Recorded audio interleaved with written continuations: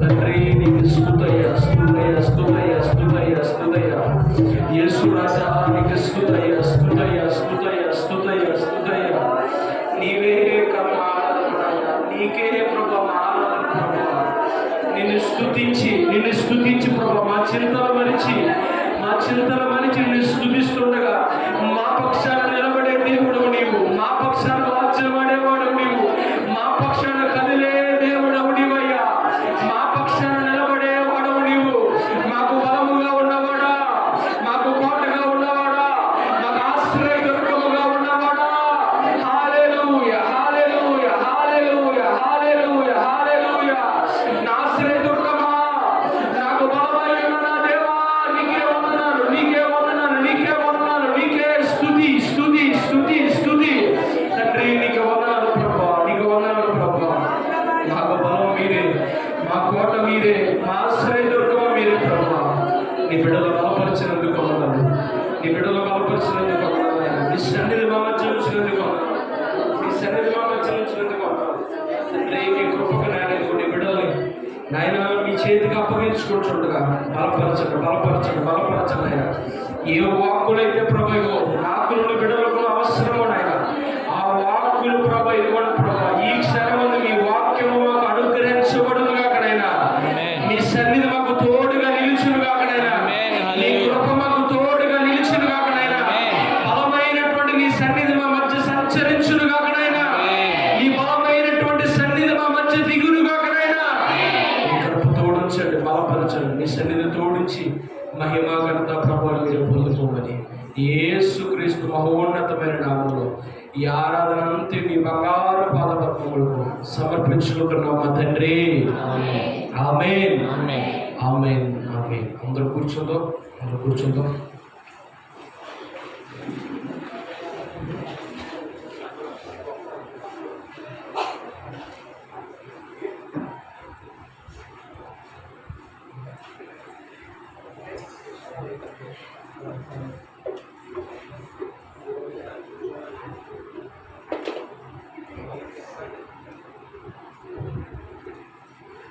దేవుని స్తోత్రం.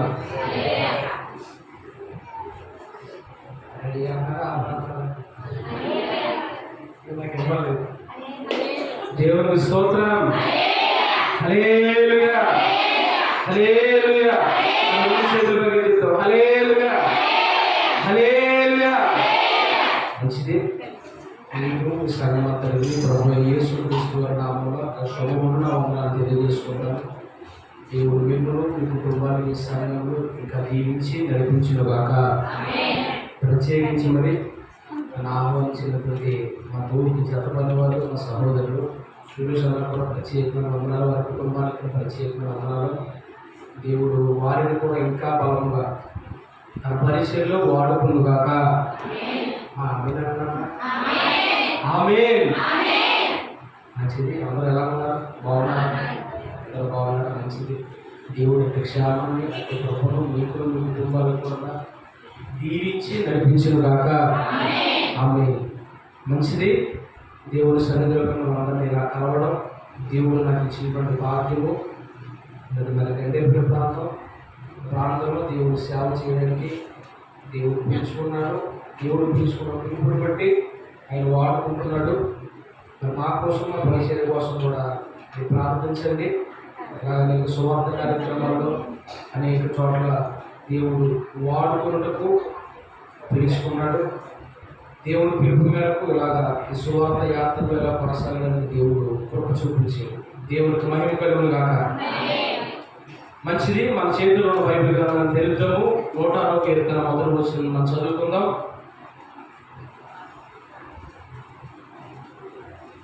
106వ కీర్తన మొదటి వచనం. యెహోవాను స్తుతించుడి, యెహోవా దయాళుడు, ఆయనకు కృతజ్ఞతాస్తుతులు చెల్లించుడి. చాలా జాగ్రత్తగా ఉండాలి. దేవుని వాక్యం దగ్గర మనం వచ్చే కనుక ఆయన వాక్యం మనకు అనుగ్రహింపబడుతూ ఉండగా శ్రద్ధాశక్తులే దేవుని యొక్క వాక్యాన్ని మనం వినాలి.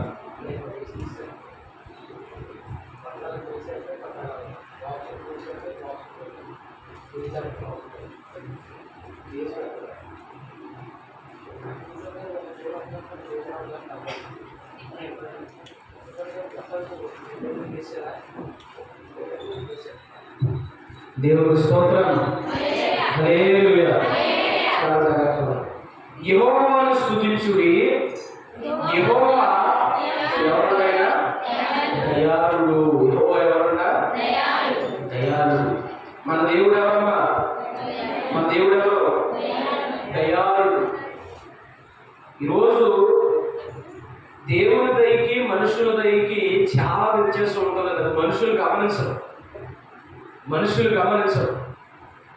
ఎంతసేపు మనుషులు ప్రాకులాటంతా దేనికోసం ఉంటుందంటే మనుషుల దయ కోసమే ఉంటుంది. ఎవరి దయ కోసం ఉంటుంది? మనుషుల దయ కోసం ఉంటుంది. ఒక మనిషి స్వభావం ఎలాంటిదంటే మీరే ఎక్కడ ఉంటారు, సామెతలు చెప్తుంటారు. పెడతానంట చెప్పండి, వెళ్ళిపోతానంట, పెట్టకపోతేనంట మీరు ఎలా కోరకండి. మీరు దేవుడిని ఎరిగి పెట్టరు, పెట్టినా పెట్టకుండా ఏం కోరాలి? మంచిగా కోరాలి. దేవుడికి స్తోత్రం కలుగుగాక. మనుషుల దయ ఎప్పటి వరకు మన మీద ఉంటుందో తెలియదు. ఈ రోజు నీకు మిత్రులు అన్న వాళ్ళే రేపు నీకు శత్రువులుగా మారచ్చు. ఈ రోజు నీకు ఆప్తులు అన్న వాళ్ళే రేపు నీకు విరోధులుగా మారచ్చు. ఈ రోజు నీకు మేలు కోరుకున్న వారే రేపు నీ కీడు కోరవచ్చు. స్నేహితులన్నా, బంధువులన్నా, ఆప్తులన్నా, ఎవరన్నా సరే, ఆఖరికి నీ భార్య అన్నా సరే, ఆఖరికి నీ భర్త అన్నా సరే, నచ్చినంత వరకు ఉంటారో. నచ్చినది నువ్వు ఎప్పుడైతే చేయడం మొదలు పెడతావో వారికి అది నచ్చదు. ఇమీడియట్ గా నీ మేలు కోరేవారు దేన్ని కోరతారో నీ కీడు కోరతారు. కానీ మన దేవుడు అలాంటి వాడు కాదు.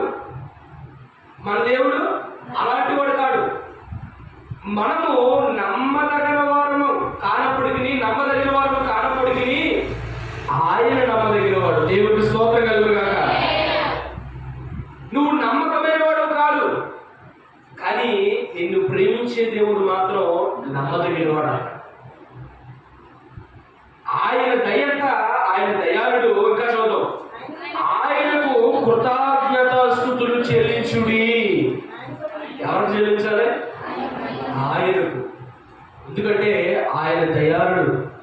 ఈరోజు మనం బ్రతుకున్నామంటే, ఈరోజు మనం సజీవంగా ఉన్నామంటే, ఈరోజు దేవుడి సన్నిధానంలో మనం కూర్చున్నామంటే మన డబ్బు కాదు, మన బలం కాదు, మన శక్తి కాదు, ఏమీ కాదు. కేవలం ఎవరిదయ్యా?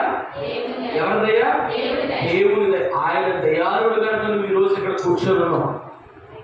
అందుకనే ఆయనకు కృతజ్ఞతాస్తుతులు చెల్లించుడి. ఈరోజు మనం అందరం ఇక్కడ ఎందుకు ఎలా కూడుకున్నాం? ఆయనకు కృతజ్ఞతాస్తుతులు చెల్లించడానికి, ఆయన సన్నిధిలో మన బ్రతుకులు దిద్దుకోవడానికి. అందుకే వీటికి పేరు కూడా ఎవరు పెట్టారు? దిద్దుబాటు. ఎవరిని దిద్దడానికి? మన దిద్దుబాటు ఎంతసేపు మన పక్కన దిద్దడానికి ప్రయత్నిస్తుంటాం. స్తోత్రం. మాస్టర్ గారు ఏమన్నా వాకింగ్ చెప్తే పక్కన వాళ్ళు పోతుంటారు కొంతమంది. నిజమండి. నా సంఘంలో కాకుండా ఏదన్నా వాక్యం పరసభ్యులు త్రాగుబోతుల కోసం ఏదో దేవుడు అలా వాక్యం చెప్తున్నప్పుడు, దేవుడు మాట్లాడుతున్నప్పుడు పక్క తిరిగారు ఆయన వస్తుంటారు. మండిపోదండి? చెప్పండి. మండిపోతాప్పుడు ఇంటికి వెళ్ళిన తర్వాత ఎలా కొడతానంటారా? స్తోత్రం. ఏడు తర్వాత కొట్టరు, నీకు ఏది వచ్చిన తర్వాత కొడతారు. కొంతమంది పక్క వాళ్ళు చూస్తుంటారు. దేవుడు నీతో మాట్లాడుతున్నప్పుడు దేవుడి సన్నిధిలో ఈ పక్క కానీ ఆ పక్క కానీ చూడకూడదు. దేవుడు నాతో మాట్లాడుతున్నాడు, దేవుడి స్వరానికి నీ హృదయాన్ని అప్పగించాలి. నువ్వు చూడకుండా మీరు ఎలాగా ఏదైనా మంచి గొడవల కోసం ఏదైనా చెప్తున్నావు అనుకోండి, అక్కడ తోడుకోవడం తోడుకోలేదు. దీనికోసమే నాతో గొడవ ఎవరి వంక మనం అలా చూడకూడదు. దేవుడికి కృతజ్ఞతాస్తుతులు చెల్లించడానికి ఈరోజు దేవుడి సన్నిధిలో వచ్చావు. దిద్దుబాటు చేసుకోవడానికి వచ్చావు, ఆత్మీయంగా బలపడడానికి వచ్చావు, ఆత్మీయంగా అనేకమైన సంగతులు తెలుసుకొని దేవుడి వాక్యంలో దేవుడి సన్నిధిలో గడపడానికి నువ్వు వచ్చావు. దేవుడికి స్తోత్రం. హల్లెలూయా. దేనికి వచ్చాం మనం? దేవుని సన్నిధిలో ఆయన కృతజ్ఞతాస్తుతులు చెల్లించడానికి వచ్చాం. ఇంకా ఎందుకంటున్నాడు భక్తుడు, ఆయన కృప అప్పుడప్పుడు ఉంటుందన్నమాట, నిత్యం ఉంటుందన్నమాట. దేవుని సన్నిధికి ఎప్పుడు వస్తారు మీరు? ఆదివారం క్రమంగా వచ్చే విశ్వాసం ఉన్నారు, స్తోత్రం. కానీ కొంతమంది అప్పుడప్పుడు వస్తూ ఉంటారు. ఎప్పుడెప్పుడు? అప్పుడప్పుడు. అప్పుడప్పుడు ఎప్పుడెప్పుడు? డిసెంబర్ 31 నాయుడు వెళ్ళి ఒక చికెన్ ఒక వస్తాన్ని తీసుకున్నామంటే సంవత్సరం అంతా కాసేస్తుంది. చూసారా? ఫోన్ ఛార్జింగ్ వెళ్తుంది రామా, ఈ సెలవు ఎన్ని రోజులు కాస్తుంది? 4 రోజులు కాస్తుందండి ఛార్జింగ్. నోకేసారు మీరు అంటుంటారు చూసారా? అలాగే డిసెంబర్ 31 వెళ్ళి ఒక వాగ్దానం తీసుకున్న సంవత్సరం అంతా కాసేస్తుంది. కాసేదానికి ఏంటది? స్తోత్రం. కొంతమంది అప్పుడప్పుడు అలాంటి అప్పుడప్పుడు వచ్చే వాళ్ళ మీద కూడా దేవుని కృప అప్పుడప్పుడు ఉంటుందా, నిత్యం ఉంటుందా? అదే కదా మన భరోసా. మన భరోసా అదే కదా. మనం రాకపోయినా దేవుని కృప అప్పుడప్పుడు కాదు, మన మీద నిత్యం ఉంటదే. ఇక నిత్యము దేవుని కృప ఉన్నప్పుడు మనం సన్నిధికి వెళ్ళడం ఎందుకు, సమయాన్ని కేటాయించడం ఎందుకు? ఆ సమయాన్ని ఇంట్లో కూర్చొని ఏ పనులు చేసుకుని తింటే ఎంత శుభ్రంగా ఉంటుంది. అవునా? ఇలాంటి ఆలోచనలు చాలా మందికి ఉంటాయి. ఇలాంటి ఆలోచనలు ఉంటే ఈరోజు గమనించుకోండి. దేవుడి స్తోత్రం కలుగుగాక. దేవుడి కృప నిత్యము మనపై ఉంటుందంట. అవును, నిత్యము దేవుడి కృప లేకపోతే ఏమైపోతామని మనం? పగలే దేవుడి కృప మనకు తోడుకుండి, రాత్రి దేవుడి కృప మనకు తోడుగా లేకపోతే రాత్రి కళ్ళు మూసుకున్న కొంతమంది పగలు కళ్ళు తెరుతారు. అవునంటారు కాదంటారు? రాత్రి వేళ కలుగు ఏ భయముకైనా అన్నాడు కీర్తన కాదు. రాత్రి వేళ భయాలు కలుగుతాయా? ఎందుకు కలగవు? కొంతమంది దెయ్యాలంటే భయం, అమ్మా దెయ్యాలంటే భయం, రోగాలంటే భయం, చివరాక ఆ వేడ ఆలోచించుకుని భయపడుతుంటారు. రాత్రి వేళ దేవుడు కృప లేకపోతే ఏమైపోతావు నువ్వు? కొన్ని రాత్రి నుండి పగలు లేకపోతే దేవుడు కృప ఏమైపోతావు నువ్వు? మట్టిలో మట్టి కింద మనం కలిసిపోతాం. మట్టిలో మట్టి కింద కలిసిపోతాం. దేవుడి కృపకు రాత్రిని కానీ, పగలని కానీ, ఎండని కానీ, వానని కానీ దేనికి తేడా లేదు. నిత్యము ఆయన కృప మనపై ఉంటుంది. దేవుడికి స్తోత్రం కలుగుగాక. నిత్యము ఆయన కృప మనపై ఉంటుంది. మరి నిత్యము ఆయన కృప మనపై ఉన్నప్పుడు, నిత్యము ఆయన మనం విడవకు నడిపిస్తున్నప్పుడు ఆ దేవుణ్ణి మనం నిత్యము ఆరాధించగలుగుతున్నామా? ఆ దేవుడికి నిత్యము కృతజ్ఞతాస్తుతులు చెల్లించగలుగుతున్నామా అండి? కృతజ్ఞత అనే పదం దాని అర్థం ఏంటో తెలుసా? కృత అంటే జరిగినటువంటి పని అని అర్థం. ఏంటో అర్థం చెప్పండి. కృత అంటే జరిగినటువంటి పని, జరిగినటువంటి మేలు, జరిగినటువంటి పని, మన జీవితంలో జరిగినది. జ్ఞా అంటే జ్ఞాపకం ఉంచుకోవడం, మరిచిపోలేనటువంటి మనస్సు, మరిచిపోలేనటువంటి మరొక. తా అంటే తత్వం. తా అంటే జరిగినటువంటి పని మరిచిపోలేనటువంటి తత్వం, పొందినటువంటి మేలు మరిచిపోలేనటువంటి మనస్సు. ఈరోజు ఈ మనస్సు ఎంతమందికి ఉంటుంది? దేవుడి వల్ల ఈరోజు ఎన్నో మేలు పొందుకున్నాం. దేవుడి వల్ల ఈరోజు ఎంతో దీవించబడినటువంటి స్థితిలో ఉన్నావు. నువ్వు పొందుకుంటున్న మేలు, నువ్వు పొందుకున్నటువంటి కృప, దేవుడు నీకు చేసినటువంటి సహాయము మరిచిపోలేనటువంటి మనస్సు ఉన్నవాళ్ళు దేవుని సన్నిధిలో కూర్చుంటారు. దేవుని స్తోత్రం కలుగుగాక. హల్లెలూయా. దేవుని సన్నిధిలో కూర్చుంటారు. ఈ మనస్సు ఈరోజు ఎంతమందికి ఉంటుంది? ఒక భక్తుడు మాట్లాడుతూ అన్నాడు, కృతజ్ఞత బుద్ధి అనేది మానవ జాతికి అంత తొందరగా వచ్చే గుణం కాదంటండి. ఏమా ఎక్కడైనా కొనుక్కుంటా ఉంటుందా? కృతజ్ఞత బుద్ధి ఎక్కడ నమ్ముతారా? డీమార్ట్లో కానీ, స్విగ్గీలో కానీ, లేకపోతే మీషోలో కానీ, ఫ్లిప్కార్ట్లో కానీ ఎక్కడన్నా దొరుకుతుంది ఇది. బట్టలు దొరుకుతాయి, చెప్పులు దొరుకుతాయి, వాచింగ్ దొరుకుతాయి, కాస్మెటిక్స్ అన్నీ దొరుకుతాయి. బుద్ధి దొరుకుతా దొరకదు. మరి బుద్ధి ఎలా వస్తుంది? అది అలవాటు చేసుకుంటే వస్తుంది. ఈ కృతజ్ఞత బుద్ధి అనేది ఈ రోజు నువ్వు కలిగి ఉండాలి. దేవుని ఎడల మాత్రమే కాదండి. ఈరోజు సమాజంలో చూడండి, ఒక కృతజ్ఞత బుద్ధి లోపించడం వల్లే కుటుంబాలు అలా తయారవని. భర్త ఎడల భార్యకు కృతజ్ఞత ఉంటే తప్పుదో పట్టదు. భార్య ఎడల భర్తకి కృతజ్ఞత బుద్ధి ఉంటే తప్పుదో పట్టడం. తల్లిదండ్రులు ఎడల పిల్లలకు కృతజ్ఞత బుద్ధి ఉంటే తల్లిదండ్రులు మాట చెబుతాడు. కానీ ఈరోజు కృతజ్ఞత బుద్ధి లేదు ఈరోజు. అందుకే దేవుడు ఎప్పుడో చెప్పాడు, రానున్న దినాలు ఎలా ఉంటాయో తెలుసా? చివరి దినాలు ఎలా ఉంటాయో తెలుసా? ప్రభు రాకడ దినాలు ఎలా ఉంటాయో తెలుసని ఒక మాట చెప్తున్నాడు. చూడండి, తిమోతికి రాసినటువంటి పత్రిక, 2వ పత్రిక, 3వ అధ్యాయం 1వ వచనం దగ్గర నుంచి మనం చదువుకుందాం. అంత్య దినములలో అందరూ తీసారమ్మా. కొంతమంది పాత్ర పనులు ఎదుగుతారు. పాత్ర పనుల్లో ఉండదు, కొత్త నిబంధనలు ఉంటారు. పేజీ నెంబర్ చెప్పండి అమ్మ. తీసిన వాళ్ళు 100. కొంతమంది బైబిల్ పండితులు ఉంటారు, వాళ్ళ కోసం పేజీ నెంబర్ అన్నమాట. స్తోత్రం.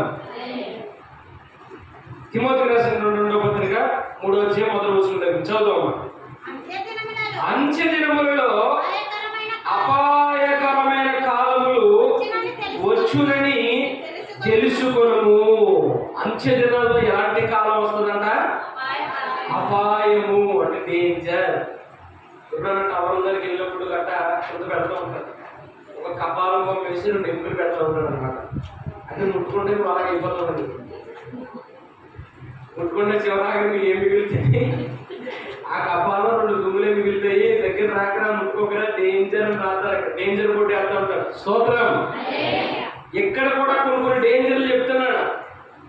ఈ డేంజర్ ఎక్కడో టవర్ కూడా ఉంటాయి అనుకోకండి, మన పక్కనే ఉంటాయి, మన ఇంట్లోనే ఉంటాయి. ఏంట డేంజర్, ఏంటి అపాయకరమైన కాలం అంటే కింద చెబుతున్నాడు. ఎలాగనగా మనుషులు స్వార్థ ప్రియులు. అంటే డేంజర్ ఎవరి కోసం చెప్తాడు? మనం చెప్తుంటే అలా ఇదిలోకి వెళ్తాం. చాలా డేంజర్ అక్కడ పిచ్చుకోకుండా కలిసి వెళ్తుంది. చెప్తాం ఖచ్చితంగా చెప్తాం. డేంజర్ అనే సింబలో ఎలక్ట్రికల్కి వాడతారు, పశువులకు వాడతారు, పిచ్చుకుక్కలకు వాడతారు. కానీ దేవుడు ఎవరు వాడుతున్నాడు? వాళ్ళ కాదురా బాబు డేంజర్. ఎవడంటే మహా డేంజరు మనుషులు. ఎందుకు నాయన మనుషులు డేంజర్ అన్నావు? మనుషులు నీ స్వరూపంలో పుట్టారు కదా, నీ పోలికలో పుట్టారు కదా, నువ్వే కదా వాళ్ళు తయారు చేసావు. నేనే తయారు చేశాను కరెక్టే. నేను తయారు చేసిన తర్వాత ఆ తయారీలు ఏం చేశారంటే సొంత మెకానిక్లు చేశారు. స్తోత్రం. ఏం చేశారు? సొంత మెకానిక్లు చేశారు. అప్పుడు ఏమయ్యారు తెలుసా? మనుషులు ఎలా తయారయ్యారు తెలుసా? స్వార్థ ప్రియులు.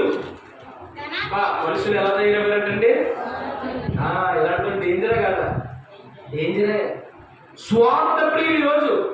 ఇంకా ధనాపేక్షలు, పెంకములాడువారు, అహంకారులు, దోషకులు, తల్లిదండ్రులకు అవిధేయులు.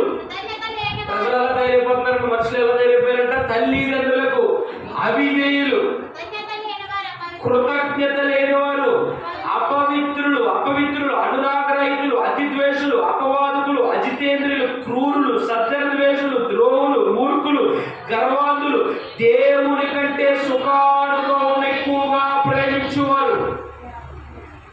దేవుని కంటే దేని ఎక్కువ ప్రేమిస్తారా? సుఖానుభవాన్ని ఎక్కువ ప్రేమిస్తుంటారు. అంటే ఇలాంటి వాళ్ళు ఎప్పుడన్నా చూసారా మీరు? దేవుని కంటే సుఖాన్ని ఎక్కువగా ప్రేమించేవాళ్ళు చూసారా మీరు?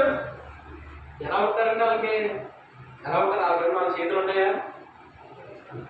4 కాళ్ళు ఉంటాయా? మరి ఎలా ఉంటారు వాళ్ళు? దేవుని కంటే సుఖాన్ని ఎక్కువ ప్రేమిస్తారంట. అలాంటి వాళ్ళు ఇట్టే బస్ కట్టొచ్చారు, ఇట్టే బస్ కట్టొచ్చు. ఎవరైతే ఆదివారం మందిరం మానేసి ఇంటికాడ కూర్చొని సీరియల్ చూస్తారో వాళ్ళే. ఎవరైతే దేవుని విడిచిపెట్టి ఆలోచనలు చూసుకుంటారో వాళ్ళే. దేవుని కంటే సుఖాన్ని ఎక్కువ ప్రేమిస్తున్నారు. అంటే ఈరోజు సాతాను గడి నేను తప్పించాలంటే విశ్వాసం నుంచి నేను ఏ శ్రమలు పెట్టే అవసరం లేదు.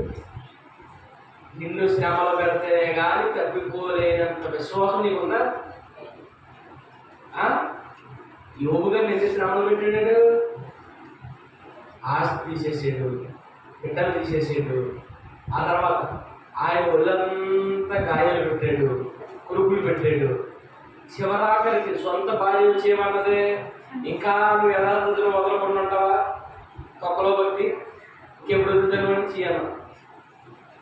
ఎన్ని శ్రమలో యోగులు విశ్వాసం నుంచి తప్పించడం, ఎన్ని శ్రమలో. అదే ప్లేస్లో నువ్వు ఉంటే, అదే ప్లేస్లో నువ్వు ఉంటే సాధారణంగా అంత అవకాశం ఇస్తావా? అంత అవకాశం ఇస్తావా? అన్ని స్వాదుల వరకు ఉంటావు నువ్వు. ఒక్క స్వాతంత్రం మనకి వెళ్ళేది. మనకు అన్ని స్వాదులు అసలు లేదు. ఒక్క స్వాతంత్రం వేరే, ఒక్క స్వాతంత్రం ఆగారు బాబు, నేను నీకు సరెండర్ అయిపోతాను. ఆడికంత అవకాశం ఏమో, ఆడికంత పని ఏమో. మనం ఒక్క స్వాతంత్రం సరెండర్ అయిపోతాం. స్తోత్రం, హల్లెలూయా, హల్లెలూయా. దేవుడి కంటే సుఖానుభవం ఎక్కువగా ప్రేమించేవారంట, కృతజ్ఞత లేనివారంట. అంత్యకాలంలో ఈరోజు మనుషులు ఎలా ఉన్నారో? కృతజ్ఞత లేనివారు. కృతజ్ఞత లేనివారు అంటే చేసిన మేలు మరిచిపోయేటువంటి మనుషులు, చేసిన మేలు మర్చిపోయేటువంటి మనుషులు, పొందిన మేలు మర్చిపోయేటువంటి మనుషులు. స్వార్థ ప్రియులు అంటుంది, స్వార్థ ప్రియులు అంటుంది. ఈరోజు భర్త స్వార్థం భర్తదే, భర్త సుఖం భర్తదే. భార్య స్వార్థం భార్యది, భార్య సుఖం భర్తతో ఈమెకు పని ఉంటుందో, భార్యతో అతనికి పని ఉంటుంది. ఎవరు స్వార్థానికి వారు వెళ్ళిపోతున్నారు, ఎవరు స్వార్థానికి వారు వెళ్ళిపోతున్నారు. ధనాపేక్షలు అయిపోయినటువంటి మనుషులు, దేవుని కంటే డబ్బులు ఎక్కువగా ప్రేమిస్తున్నారంటే మనుషులు. దేవుని కంటే డబ్బులు ఎక్కువగా ప్రేమిస్తున్నారంటే మనుషులు. స్వార్థ ప్రియులు అయిపోయారంట, ధనాపేక్షలు అయిపోయారంట. ఇంకా బెంకమలాడు వారు, అహంకారులు, దోషకులు, తల్లిదండ్రులకు అవిధేయులు. ఎవరంటే వీళ్ళు? తల్లిదండ్రులకు అవిధేయులు. ఇలాంటి వాళ్ళు చూడలేదు మనం. ఖచ్చితంగా 10 సంవత్సరాలు, 15 సంవత్సరాలు, 20 సంవత్సరాలు పెంచిన తర్వాత అంటారు, అమ్మా నేను ఒకరు ప్రేమించానమ్మా. ఎవరు ప్రేమించావు ఆయన? అలా అమ్మాయిని ప్రేమించారు. చేసుకుంటే ఆ అమ్మాయినే చేసుకుంటాను, లేకపోతే చచ్చిపోతాను. విచిత్రం ఏంటో తెలిసింది, తీరా తల్లిదండ్రులు ఒప్పుకోకపోతే నేను పెళ్లి చేసేసుకొని పోలీస్ స్టేషన్కి వెళ్ళి తిరిగి అమ్మ బాబుల మీద కేసేస్తారు. స్తోత్రం, తిరిగి ఎవరి కేసేస్తారా? అంటే మా సైడ్ ఎలా అంటారు అంటే తల్లిదండ్రులు, మా సైడ్ అమ్మ బాబులు మాకు వాడు భాష ఏదనుకుంటారు కదా, మాస్టర్ గారికి ఇలా మాట్లాడుతున్నారు. మా సైడ్ మాకు అది వాడుకోవడం, ఒక సైడ్ ఒక వాడుకోవడం ఉంటుంది. తెలంగాణ ఉందనుకోండి, తెలంగాణలో బొక్కలు ఇరిగిపోతాయి అంటారు. బొక్కలు అంటే వాళ్ళ భాష ఏంటంటే దుమ్ములు అనమాట. ఒక్కొక్క సైడ్ ఒక్కొక్క ఉంటుంది. మన సైడ్ బూతుపదం. స్తోత్రం, హల్లెలూయా. తిరిగి ఎవరిని కేసేస్తారు వీళ్ళు? ఏమని కేసేస్తారు తెలుసా? మా తల్లిదండ్రుల వల్ల, మా ఊళ్ళ వల్ల మాకు రక్తం ఉంది. మాకు అంటే ఏంటి అర్థం? అంటే ప్రాణహాని ఉంది. అబ్బా నిజంగా నీ ప్రాణాన్ని తీయాలనుకున్నప్పుడు పురుట్లో నీ పీకి నొక్కేద్దరు కదా. నిజంగా నిన్ను చంపేయాలని ఉద్దేశం వాళ్ళు ఉన్నప్పుడు పురుట్లో నీ పీకి నొక్కేద్దరు కదా. 15 సంవత్సరాలు 20 సంవత్సరాలు ఏ తోట పెంచినట్టు ఎందుకు పెంచారు? దానికన్నా నీకు బాగా చూసుకున్నారు కదా. చూసుకోవడానికి కావాల్సింది కొనిచ్చారు, చక్కగా పెంచారు. వాళ్ళు చిరుగుపోయిన బట్టలు కట్టుకొని నీకు కొత్త బట్టలు ధరించేశారు. వాళ్ళ పిల్లలైన తిండి నీకు తినిపించారు. అవునా కదా? వాళ్ళు పొలంలో తిరుగుతూ నేను కారులో తిరుగుతున్నారు. వాళ్ళు పొందలేనివన్నీ కూడా నేను పొందలేనివన్నీ కూడా నా పిల్లలు పొందాలి, నేను అనుభవించలేనివన్నీ కూడా నా పిల్లలు అనుభవించాలి, నేను పొందలేని సుఖం నా పిల్లలు పొందాలని జీవితాన్నే పిల్లల కోసం త్యాగం చేస్తారు తల్లిదండ్రులు. జీవితాన్ని పిల్లల కోసం త్యాగం చేస్తారు తల్లిదండ్రులు. తల్లిదండ్రులకి 2 చేతులు 3 చేతులు బట్టలు ఉంటాయండి అంతే. వీడికి ఎన్ని చేతులు ఉంటాయి, వీడికి ఎన్ని చేతులు ఉంటాయి? మీరు అది ఉన్న చేతులు కుట్టారు. ఇంకా మీషో నుంచి ఒకటే, ఫ్లిప్కార్ట్ నుంచి ఒకటే. స్తోత్రం, హల్లెలూయా. ఎంత త్యాగం చేస్తారో కదా తల్లిదండ్రులు. నీ తల్లి నిన్ను కనడానికి ఎన్ని ఆపరేషన్లు చేయించుకుందా ఏనాడని అడిగావా? తన దేహాన్ని చీల్చుకున్నారు కదా నిన్ను కనడానికి. తన దేహాన్ని చీల్చుకుంది కదా. నిన్ను కనేటప్పుడు నీ తల్లికి ఏ కోత, ఏ నొప్పి అయితే ఉందో, నిన్ను పెంచి పెద్ద చేసిన తర్వాత కూడా మరలే అదే కోత, నొప్పి నువ్వు పుట్టిస్తున్నావు.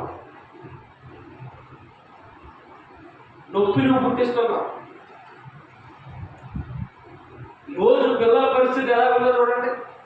చివరి తిట్టారని ఆత్మహత్య చేసుకున్నారంట.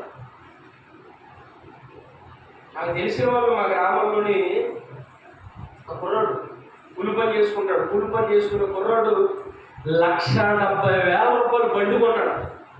వద్దా వాళ్ళ అమ్మ నాన్న, రే నువ్వు కవుతూ ఉన్నావు ఒకటి దగ్గర, మనకు వచ్చే జీతం అంతా, నువ్వు వచ్చే జీతం అంతా నువ్వు కట్టే వాయిదా అంటే, లేదు లేదు నా ఫ్రెండ్స్ కొన్నారు, నాకు అలాంటి బండి కొంటారా కొనరాని పట్టుకున్నాడు.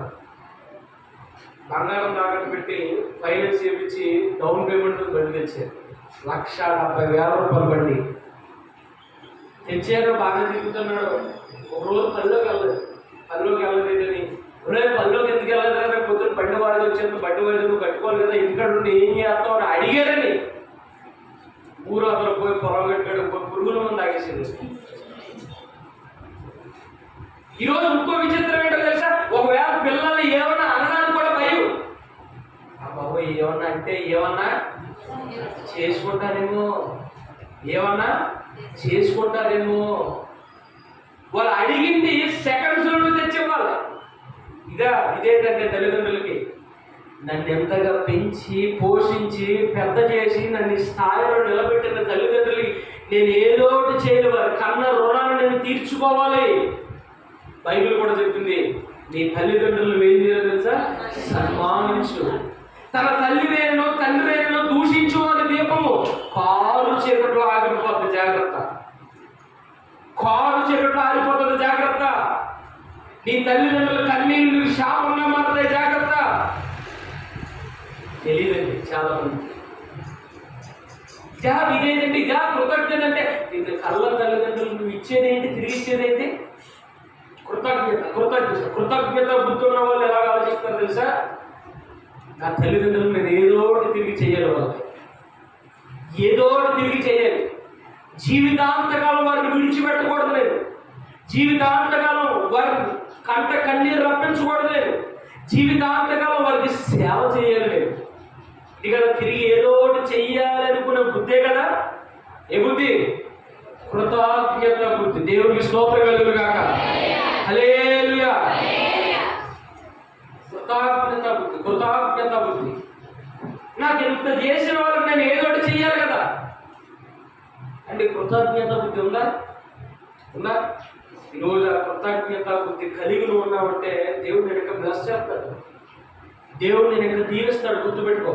దేవుడికి స్తోత్రం కలుగును గాక. ఈరోజు ఎంతమంది ఉంటారండి, మమ్మీ నువ్వు నన్ను కన్నావు, నీకు థ్యాంక్స్.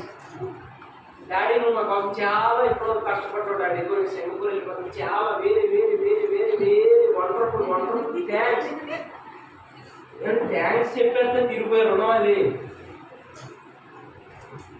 థ్యాంక్స్కి కృతజ్ఞతకి ఎంత తేడా ఉంటుంది? థ్యాంక్స్ అనేది ఎక్కడితో పోతుంది, కృతజ్ఞత అనేది గుండెల నుంచి వస్తుంది. దేవుడికి స్తోత్రం కలుగును గాక. థ్యాంక్స్ అనే పదం పెదవులను చేస్తే కృతజ్ఞత అనేటువంటి పదం గుండెల నుంచి రావాలి. నీకు కృతజ్ఞత. ఎవరైనా పలానా కూడా మనకు సాయం చేసేవారు, వాడు అంత సాయం చేశారు, వాడికి ఏదో నేను చెయ్యాలి, తపన పడతా ఉంటే చూసాను హృదయం, అది కదా కృతజ్ఞత. రోజు ఆ కృతజ్ఞత బుద్ధి కుటుంబాల్లో లేదు. నా భర్త నా కోసం పొద్దున్న వెళ్ళిపోయి సాయంత్రం వరకు రెక్కలు పుస్తకం చేసుకొని కష్టపడి ఇంటికి రూపాయి తెచ్చేస్తుంటే నా భర్తను నేను ఇంకెంత నమ్మకంగా ఉండాలి.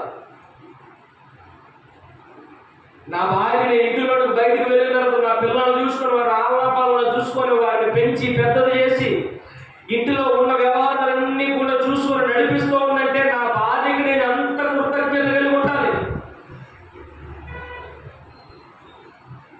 ఎంత కృతజ్ఞత కలిగి ఉండాలి. ఏదండి ఆ కృతజ్ఞత? ఏదండి ఈరోజు ఆ కృతజ్ఞత? ఏదండి?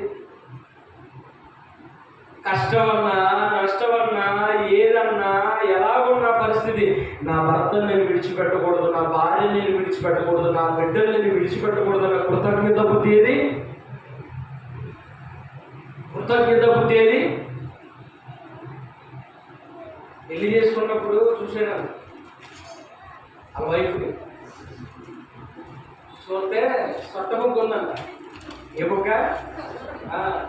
బా ఏముంటుందని కొని అది చూసాను, చుట్టూ బాగుంది, సొట్ట బుగ్గను పెళ్లి చేసుకున్నాడు. తీరా పెళ్ళి అయిన తర్వాత తెచ్చింది లోపల పడుకుంటుంది, లోపల పడిపోయింది. సొట్ట ఎందుకు వచ్చింది?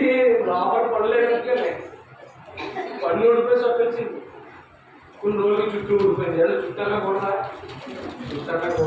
ఊడి చుట్టూ మరలా వస్తుంది. వయసు ఎదిగే కొద్ది చుట్టూ ఉంటున్నది ఎంత అవుతుంది? ఎన్ని శాతమే కదా. ఇది అయితే నేను నాకు ఇచ్చేసానండి. నేను సొంత చూసే చేసుకున్నాను. ఆ సొంత లేదు, పెట్టుకున్నానే అదేదో పెట్టుకుని కొట్ట దేవుడికి స్తోత్రం కలుగుగాక. హల్లెలూయా. కృతజ్ఞత కలిగినటువంటి బుద్ధి. అంటే పెళ్లిలో, క్రైస్తవ పెళ్లిలో పదిహేడు ప్రమాణాలు ఉంటాయి. లోకంలో ప్రమాణాలు ఉండవు, కానీ క్రైస్తవ వివాహంలో 10 ప్రమాణాలు ఉంటాయి. సేవకులు చేస్తారు. కష్టమన్నా, నష్టమన్నా, వ్యాధన్నా, బాధన్నా, రోగమన్నా, ఏదన్నా నేను నిన్ను విడవను, ఇక ప్రమాణం చేస్తున్నాను.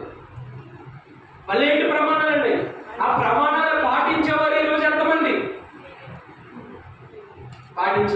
ఈరోజు కృతజ్ఞత కలిగినటువంటి బుద్ధి కేవలం మనుషులు ఎడలే కాదండి,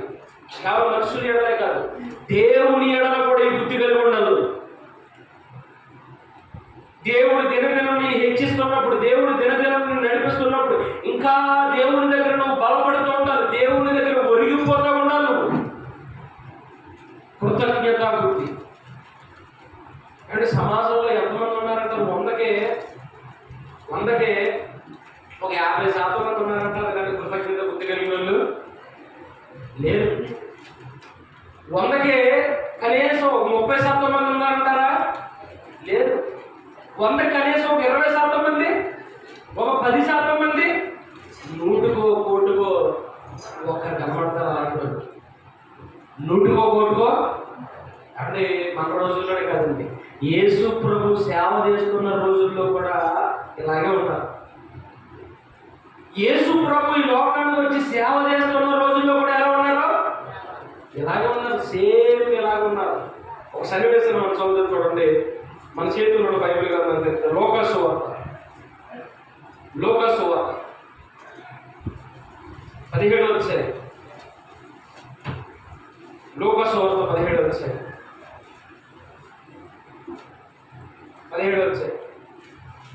11వ వచనం దగ్గర నుంచి చదువుకుందాం. ఆయన యెరూషలేమునకు ప్రయాణమై పోవచ్చు. ఎక్కడికి వెళ్తున్నాడంట ప్రభు? యెరూషలేముకు వెళ్తున్నాడంట. మధ్యలో ఊర్లు తగ్గుతాయి కదా, సమరయ, గలిలయ, ఇంకా ప్రాంతాలు తగ్గుతాయి. ఆ ఊర్లంతా వెళ్తున్నాడంటే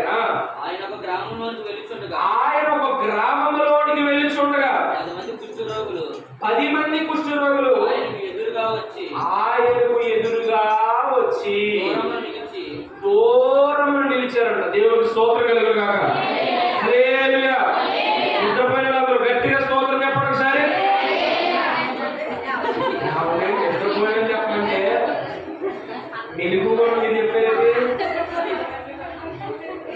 నేను చెప్పానది ఎవరండి? నిద్రపోయాను చెప్పండి, మెరుగుపోయి చెప్పలేదు మీరు. మెరుగుపోయినా ఉన్నారు కదా. సార్ మెరుగుపోయినా చెప్పండి. లేదుగా మీరు ఎలా అనుకుంటారని దొరికేది దొంగగా చదువుమా. ఆయన యెరూషలేము గుండా ప్రయాణం యెరూషలేము వెళ్ళడానికి సమరయ, యోదయ ప్రాంతాలు కూడా వెళ్తున్నాడు. ఆయన వెళుతున్న సమయంలో ఆయనకి ఎదురుగానంట వాడు వెళ్ళుచా చదువు పైనుంచి ఆయన గ్రామంలోనికి వెళ్ళుచుండగా 10 మంది కుష్ఠరోగులు ఆయనకు ఎదురుగా వచ్చి దూరంగా నిలిచారు. అంటే ఎవరు మనం కూడా వెళ్తూ ఉంటాం. పర్సపోజ్ దూరం నుంచి మనం వెళ్తున్నాం, ఎవరన్నా మనకి ఎదురుకుంటూ వచ్చారనుకో మనం ఏం చేస్తాం? దగ్గరికి వెళ్ళి వాళ్ళకే పలకెళ్తాం. అంటే ఎలా ఉన్నారు, బాగుంటారు, ఛానల్ అయింది, ఎలా ఉన్నారు, పిల్లలు ఎలా ఉన్నారు, ఆమె ఎలా ఉన్నారు అడుగుతాం. క్షేమ సమాచారాన్ని అడుగుతాం. స్తోత్రం అడుగుతాం. ఇప్పుడు యేసు ప్రభువు వారు కూడా నడుచుకుంటూ వెళ్తున్నారు. యేసు ప్రభువు దూరంలో కుష్ఠరోగులు ఉన్నారండి. ఎంతమంది? 10 మంది కుష్ఠరోగులు. వాళ్ళు అక్కడే నుంచుండిపోయారు, దూరంగా నిల్చున్నారు. అక్కడ నుంచుని కేకేస్తున్నారు. దగ్గర రావచ్చు కదా అమ్మా, దగ్గర రావచ్చు కదా. దగ్గర రావడానికి వీలు లేదు. అంటే ప్రపంచంలో ఉన్న ఏ రోగం మనిషితో అయినా కూర్చోవచ్చు, మాట్లాడచ్చు, తాగొచ్చు, ముట్టుకోవచ్చు. కానీ ప్రపంచంలో ఉన్న రోగాలన్నిటిలో మనిషిని బహిష్కరించే రోగం ఏదన్నా ఉందంటే కుష్ఠరోగం. అది ఎందుకంటే అది ముట్టుకుంటే అంటుకుంటుంది.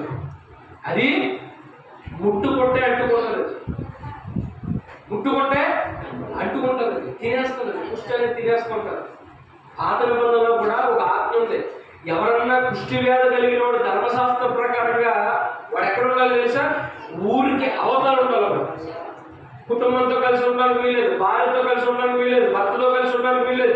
వాడికి ఎంతమంది బంధువుల ఊరిలో ఉన్నా సరే వాడు ఎక్కడ ఉండాలి? ఊరి అవతల ఉండాలి, చివర ఉండాలి. ఊరికి చివర ఎక్కడో అవతల ఉండాలి వాడు. ఆజ్ఞ ఉంటుంది. ఒకవేళ పొరపాటున్నాడు ఆ ఊరు దాటి అవతల ఊరికి వెళ్ళాలంటే వాడు ఎలా వెళ్ళాలో తెలుసా? ఊరిలోంచి వెళ్ళేటప్పుడు ఎలా వెళ్ళాలో తెలుసా? వాడు తన పై పెదవుని కప్పుకుంటూ అయ్యో అపవిత్రుని వస్తున్నాడు, దయచేసి దారిలోంచి తొలగండి అని అరుచుకుంటూ ఊరిలోంచి దాటాలండి. లేవికాండలో ఉండదు. లేవికాండం 13 వచ్చాయి. లేవికాండం 13 వచ్చాయి. 45 వచ్చు.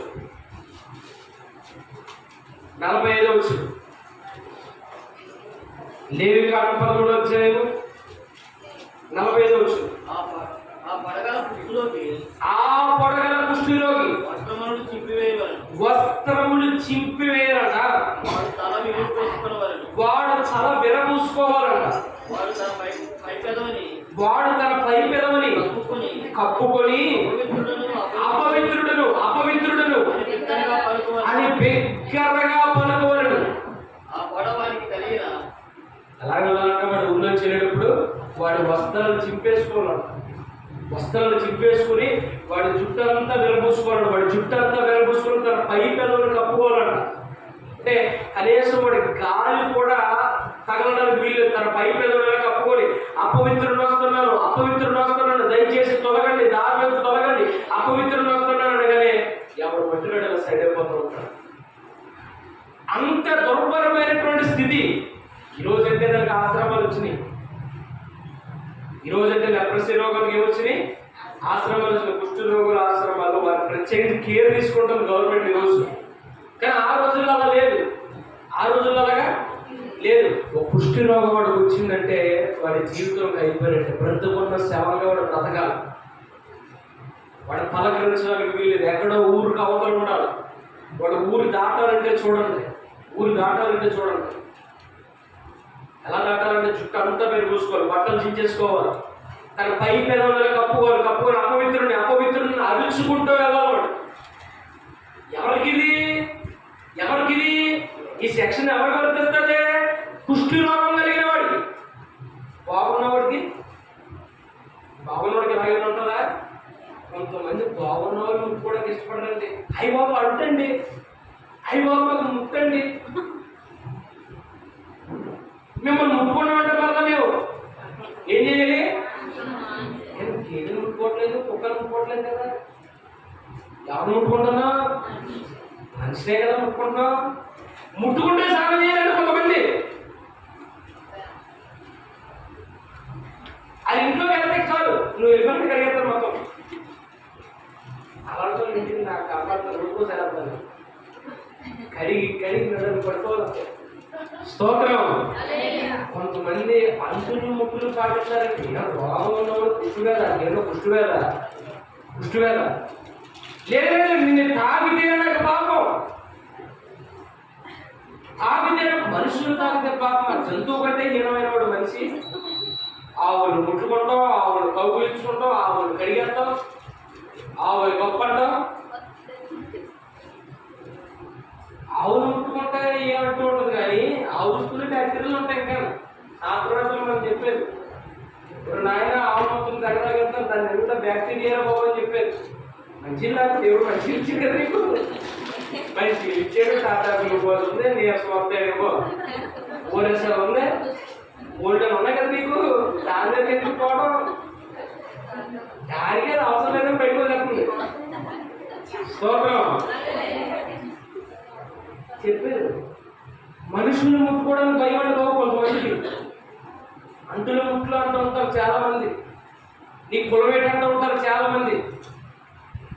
మనిషిని ముట్టుకోవడానికి ఏ అంటూ కూడా అవసరం లేదు. యేసు ప్రభు ఎలాంటి వారిని ముట్టుకున్నాడైనా? పుష్టి వేద కలిగిన వారి దగ్గరికి వెళ్ళాడు ఆయన. ప్రపంచంలో యేసు ప్రభు ఒక్కడే అలా ముట్టుకున్నాడు. దేవునికి స్తోత్రం కలుగును గాక. హల్లెలూయా. అంటులు ముట్టులు కులాలు మతాలు చూడకుండా అందరినీ ప్రేమించే దేవుడు మన దేవుడు. దేవునికి స్తోత్రం. హల్లెలూయా. అందరినీ ప్రేమించే దేవుడు మన దేవుడు. పుష్టివేదతో మమ్మల్ని అక్కడే ఆగిపోయేది. అక్కడ ఆగిపోయి అక్కడి నుంచి కేకలు వేస్తున్నారంట. వాళ్ళు ఎవరి కేకలు వేస్తున్నారు? ఎవరు కేకలు వేస్తున్నారమ్మా? చదవండి.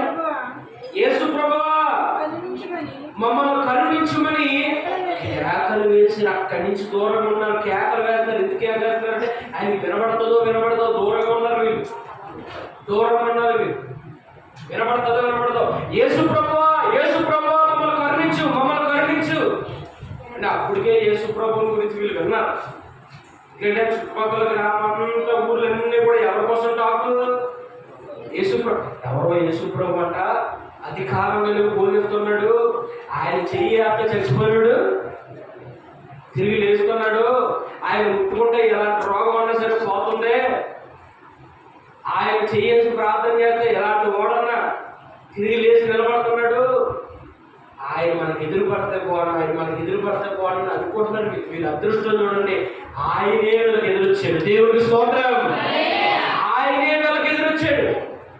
ఎంత అదృష్టం అండి, ఎంత అదృష్టం అండి. ప్రభువు ఎంత గొప్పవాడంటే మనల్ని వెతుక్కుంటా ఆయన వస్తాడు. మనల్నే వెతుక్కుంటా వస్తాడు.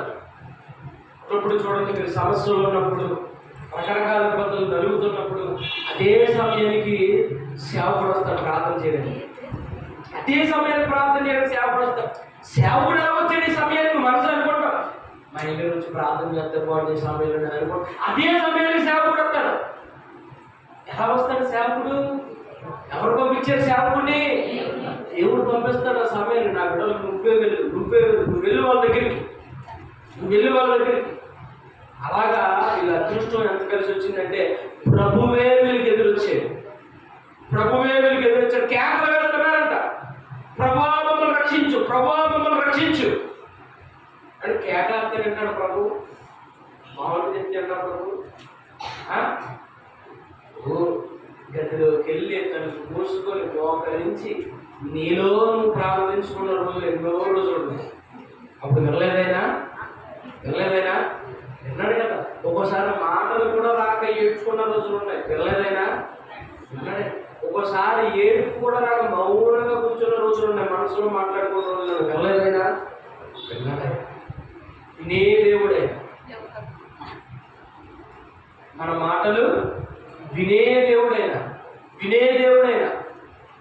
ఒక తల్లిలాగా తండ్రిలాగా మనల్ని ఆదరించే దేవుడైనా దూరం నుంచి ఉన్నారు, కేకలేస్తున్నారు, ప్రభా ప్రభా ప్రభా మమ్మల్ని కరుణించు. వెంటనే ప్రభు ఏం చేశాడంట? ఆయన వారిని చూచి, దేవునికి స్తోత్రం కలుగును గాక, వెంటనే చూసాడా? ఒక వారం మీద చూసాడా? వెంటనే ఇమీడియట్ గా చూసాడు. చూస్తాడు. ఆయన చూసాడంటే చాలు. ఆయన చూసాడంటే చాలు. నీ మాట చాలయ్యా, నీ చూపు చాలయ్యా, నీ తోడు చాలయ్యా, నీ నీడ చాలయ్యా. నీ మాట చాలయ్యా, నీ చూపు చాలయ్యా, నీ తోడు చాలయ్యా, నీ నీడ చాలయ్యా. నీ గుండె నాకు చాలేసయ్యా, నీ వెంటే చాలేసయ్యా. నీ గుండె నాకు చాలేసయ్యా, నీ వెంటే చాలేసయ్యా. నీ మాట చాలయ్యా, నీ చూపు చాలయ్యా, నీ తోడు చాలయ్యా, నీ నీడ చాలయ్యా. నీ మాట చాలయ్యా, నీ చూపు చాలయ్యా, నీ తోడు చాలయ్యా, నీ నీడ చాలయ్యా. హల్లెలూయా. ఆయన చూపు చాలు, ఆయన మాట చాలు. ఆ చల్లని చూపు ఎవరి మీద పడింది? ఇప్పుడు 10 మంది కుష్ఠరోగుల మీద పడింది. 10 మంది కుష్ఠరోగుల మీద పడింది. వెంటనే ప్రభు అన్నాడు, ఆయన వారిని చూచి మీరు వెళ్ళి మిమ్మల్ని యాజకులకు కనపరుచుకున్నాడని వారితో చెప్పాను. వెంటనే ప్రభు అన్నాడు, విత్తిన సెకండ్స్ వెళ్ళండి, మీరు ఎవరు కనపరుచుకోండి? యాజకులు కనపరుచుకోండి. ప్రపంచంలో ఉన్న ఏ రోగం ఉన్నా సరే వైద్యులు కనపరుచుకోవాలి, కానీ కుష్టి రోగం ఉన్నది యాజకులకు మాత్రమే కనపరుచుకోవాలి. ఎందుకంటే వాళ్ళ ఊళ్ళో ఎలా చేయాలంటే ముందు యాజకుడు టెస్ట్ చేస్తారు అన్నమాట. అవునా కదా? ఇప్పుడు చూడండి, ప్రపంచంలో ఉన్న ఏ రోగానికన్నా గొప్ప గొప్ప హాస్పిటల్ ఉన్నాయి, గొప్ప గొప్ప డాక్టర్లు వాళ్ళు చూపించుకుంటారు. కానీ పాపం అనే రోగానికి ఎవరు చూపించుకుంటారు? ఎవరి దగ్గరికి వెళ్తారు? దేవుడి దగ్గరికి వెళ్తారు. ఆ పాపం అనే రోగాన్ని కడుక్కోవడానికి ఎవరి దగ్గరికి వెళ్తారు? దేవుడి దగ్గరికి వెళ్తారు. దేవుడు కడిగిన తర్వాత మీరు ఎవరి దగ్గరికి వెళ్తారు? సరాసరి దైవజనుడి దగ్గరికి వెళ్తారు. ఈ పాపం అనే రోగానికి ఎవరి దగ్గరికి వెళ్ళాలి? ఈ కుష్టి అనేటువంటి దానికి ఎవరి దగ్గరికి వెళ్ళాలి? యాజకుడి దగ్గరికి వెళ్ళాలి. ఈ పాపం అనే రోగం నీకు పోవాలంటే ఎవరి దగ్గరికి వెళ్ళాలి? సేవకుడి దగ్గరికి వెళ్ళాలి. ఉపదేశం పొందుకోవాలి, వాక్యం వినాలి, ఉపదేశం పొందుకొని ఈ మనిషి మారు మనసు పొందిన సర్టిఫికేట్ ఇచ్చి నీకు బాప్తిసం ఇచ్చేది ఎవరు? సేవకుడు, యాజకుడు. దేవుడికి స్తోత్రం కలుగును గాక. హల్లెలూయా. ఈ మనిషి ఒక మంచి విశ్వాసం. అని నీకు బాప్తిసం ఇచ్చి నీకు ఒక సర్టిఫికేట్ ఇచ్చి నువ్వు విశ్వాసంలో కొనసాగు, సంఘంలో కొనసాగి సంఘంలో నీకు ఎంట్రన్స్ ఇచ్చేది ఎవరో తెలుసు? సేవకుడు, యాజకుడు కనపరుచుకోమన్నాడు ప్రభు. అందుకోసం యాజకుడు కనపడవసరం లేదు. నీకు తిరిగి వెళ్ళిపోతే కుదరదు. యాజకుడు నిన్ను పరీక్షిస్తూ ఉంటాడు, యాజకుడు నిన్ను బలపరుస్తూ ఉంటాడు, యాజకుడికి ఎప్పటికప్పుడు నేను వాచ్ చేస్తూ ఉంటాడు. చాలా మంది విశ్వాసులు యాజకుడు సేవకుడు నాయకత్వంలో ఉండడానికి ఇష్టపడతారు. ఆయన ఏంటండి, మేము కూడా నాయకులమే అంటూ ఉంటారు చాలా మంది. తనకు తానుగా వేరుపడిన రాజ్యం ఉండదు, కూలిపోతుంది. స్తోత్రం. యాజకుడి దగ్గర మనం ఉండాలి, ఆయన పర్యవేక్షణలో మనం ఉండాలి. మన సమస్యలు, మన శోధనలు, మనకి ఏమైనా ప్రార్థన అవసరం, నీడ్స్ ఉంటే తెలియజేయాలి. అందుకే దేవుడు యాజకుడిని నియమించాడు. ఆయన నువ్వు వెళ్ళు, యాజకుడు కనపరుచుకొని చెప్పాడు. వెళ్తున్నారు వెళ్తుండగా దారిలోనే వీరికి స్వస్థత వచ్చింది. దేవుడికి స్తోత్రం కలుగును గాక. హల్లెలూయా. దారిలోకి వీరికి ఏమొచ్చింది? స్వస్థత వచ్చింది. ఇమీడియట్ గా వీళ్ళు దేహాలు చూసుకుంటున్నారు. దారిలో అంతా పోయింది, కుష్టి అంతా పోయింది, కుష్ఠరోగం అంతా పోయింది. నీకెలా ఉందా? నాకు అంతా కూడా తగ్గిపోయింది. ఎవరు నీకు పట్టు మీద ఎక్కువ లేదు, మొత్తం అంతా కూడా తగ్గిపోయింది, దేహం అంతా కూడా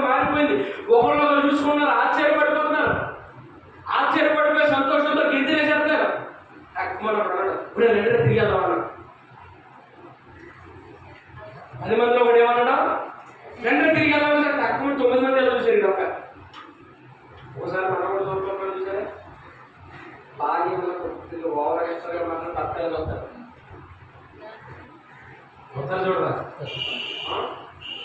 భర్త కొద్దిగా ఏదైనా ఓవర్గా మాట్లాడుతున్న భార్య కలిసి వెంటనే 6లో ఉన్న సౌండ్ 7లో ఉన్న సౌండ్ 0 వచ్చేసిందే. స్తోత్రం. హల్లెలూయా. ఆ సౌండ్ ఎంత బేస్గా ఉన్నా ఇలా కంటి చూపుతూ పెద్దలు చేస్తున్నమాట. సడన్ గా చూస్తుంటారు చూసారా, తక్కువ మనం తిరుగుతుంటారు. నేను సైలెంట్ అయిపోయిన అర్థం అన్నమాట. ఇంకా సైలెంట్ అయిపోయిన అర్థం అన్నమాట. ఈ 10 మందిలో ఉన్నాడు అదే 2 ఎక్కడికి 9 మందిలో చూసాడు. చూసి దాంట్లో కూడా అన్నాడు దైవం అయిందిరా, ఎక్కడికి వెళ్తాం ఎక్కడికి వెళ్తాం ఏంటరా ప్రభు కదా మనం స్వస్థపరిచాడు, ప్రభు దగ్గరికి వెళ్ళాలి కదా. ఊరుకో దైవం ఏంది 9:30 అయిందిరా, ఎక్కడికి వెళ్తాం మరి ఇప్పుడు ఎక్కడికి వెళ్ళమంటే 9:30 అయితే నేను ఎక్కడ ఉండాలి, గంట సేపు కూడా ఉండాలి, గంటసేపు ఇప్పుడు అలా కాదు. ప్రభు మనం స్వస్థపరిచాడు కదా, ప్రభు దగ్గర సరిగ్గా ఊరుకో. ప్రభు దగ్గరికి వెళ్ళి టైం ఉందా నాకు ఇప్పుడు 20 సంవత్సరాలు 40 సంవత్సరాలు 8 సంవత్సరాలు మనకి తెలియదు కానీ అనుకున్నాం. 30 సంవత్సరాల నుంచి కాలేజ్ పుష్టి వ్యాధి పోయింది. ఇప్పుడన్నా మా అమ్మని చూసుకోవడానికి వెళ్ళదు. ఎలా నువ్వన్నా నేను రాదురా, ఎందుకు రావు, నాకు ఫంక్షన్ ఉందిరా. నీకేం ఫంక్షన్ ఉందిరా, ఎవరు ఫంక్షన్ 30 సంవత్సరాల నుంచి లేని ఫంక్షన్ ఇప్పుడు వచ్చేసింది ఎట్లా నీకు. పుష్టి వ్యాధి ఉన్నప్పుడు ఎవరు పిల్లలు కదా ఫంక్షన్ ఇప్పుడు పోతారంటావు ఎట్లా ఏదైనా ఫంక్షన్ వచ్చేది ఎవరు అందుకని మా అత్తగారు ఉన్నారు. మా అత్తగారికి 2వ కొడుకు ఉన్నాడా, ఆ 2వ కొడుకు పెదమాంగారు ఉన్నాడా, ఆ పెదమాంగారు అక్కగారి తోటుకోడు చూసావా, ఆ తోటుకోడు పిన్ని గారి 3వ కూతురు చూసావా, ఆ 3వ కూతురికి 4 పిల్లలు. ఆ 4గురిలో 2వ వాడు ఉన్నాడు చూసావా, ఆ 2వ వాడు పెళ్లి చేసుకున్నాడు చూసావా, ఆ అత్తగారు చూసావా, ఆ అత్తగారు పెద్దమాంగారు కొడుకు గారు కూతురు పెద్దం చేయాలి. నువ్వు ఎక్కడికి వెళ్ళాలి ఇమీడియట్ గా ఫంక్షన్కి. మరి ఎన్నాళ్ళు ఎన్నాళ్ళు ఎన్నాళ్ళు దేవుడా దేవుడా దేవుడా అంటూ ఉన్నావు కదా. రోగం పోయేంత వరకు మందిరం మందిరం మందిరం సేవకుడు సేవకుడు సేవకుడు ప్రార్థన ప్రార్థన ప్రార్థన అంటారు. పోయిన తర్వాత మళ్ళీ తిరిగి రావాలి కదా. అంత టైం లేదు, అంత టైము లేదు. ఇప్పుడు అసలే ఇప్పటికే అంత కోల్పోయిన అంత మనది ఇప్పుడన్నా తిరిగి మొదలెట్టద్దు. స్తోత్రం. సమస్యలతో ఉన్నప్పుడు ఉన్న పనులు సమస్యలు తొలగిపోయిన తర్వాత అంటే సమస్యలు ఉన్నప్పుడు ప్రతి ఆదివారం వచ్చేస్తారు, ప్రతి శుక్రవారం వచ్చేస్తారు, నియమ కోట్లకు వచ్చేస్తారు. 365 రోజులు ఎప్పుడు చూసినా మందిరంలో కనబడుతుంది. పాస్టర్ గారు కూడా ఎంత ప్రతిపదాలు అనుకుంటున్నాను నిజంగా. ఏరా సమస్య పోయిన తర్వాత అంతేనండి కృతజ్ఞత కూడా వెళ్తారంటే అప్పుడే మనిషిని కొట్టమే. అదే ఆఖరి చూపులు ఎవరికి ఎవరికి ఆ మనిషి అదే ఆఖరి చూపులు. స్తోత్రం. శివరాఖరి పెట్టి ఆఖరి చూపులు చూస్తారు చూసారా, అలాంటి ఆఖరి చూపు అంతే మాత్రం కనబడతారు విశ్వాసంగా. ఈ అమ్మాయి ఎక్కడికి వెళ్ళామంటే ఎక్కడ లేని పనులు అప్పుడు వచ్చేది. మీరు చూడండి, ఎక్కడ లేని పనులు అప్పుడే గుర్తుకొస్తాయి. ఈ 9 మందికి కూడా అలా గుర్తుకొచ్చినాయి. దాంట్లో తిరిగి వెళ్దామని అన్నది ఎవరో ఎవరో ఒక్కడే. తిరిగి వెళ్దామని అన్నది ఒక్కడే. మన చదువుతుంది కనుక వారు వెళ్ళి చూడగా శుద్ధులేది వారిలో ఒకటి తనకు స్వస్థత కలిగి చూచి గొప్ప శబ్దముతో దేవుని మహిమపరచుచు తిరిగి వచ్చి ఆయనకు కృతజ్ఞత స్తుతులు చెల్లించాడంట. దేవుని స్తోత్రం కలుగును గాక. హల్లెలూయా. స్వస్థత ఎంతమందికి కలిగింది, ఎంతమందికి కలిగింది? దేవుడు ఎంతమందికి మేలు చేశాడు, ఎంతమందిని రక్షించాడు, ఎంతమంది బాప్తిసం పొందారు, తిరిగి వచ్చింది ఎంతమంది? ఒక్కడ. సంఘం ఎంతమంది? బాప్తిసం పొందిన వాళ్ళు ఎంతమంది? ఇంటికాడి నుంచి చూడటానికి దేవుని మందిరానికి తిరిగి వచ్చిన వాళ్ళు ఎంతమంది? 10 మందిలో ఒకడు వచ్చాడు తిరిగి.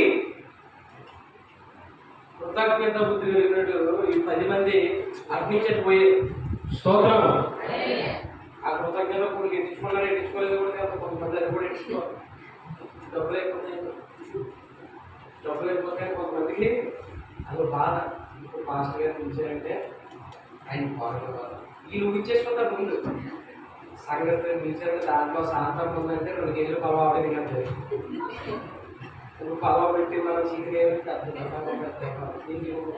మిక్సీలో ఉంది స్వీట్ పొట్టులోకి 5 రూపాయలు మిక్సీ పెట్టు ఇచ్చేసాం సింపుల్గా ప్రొటెక్ట్ కూడా స్తోత్రం. కొంతమంది 5 రూపాయలు మిక్సీ పెట్టని కూడా ఆలోచిస్తారు.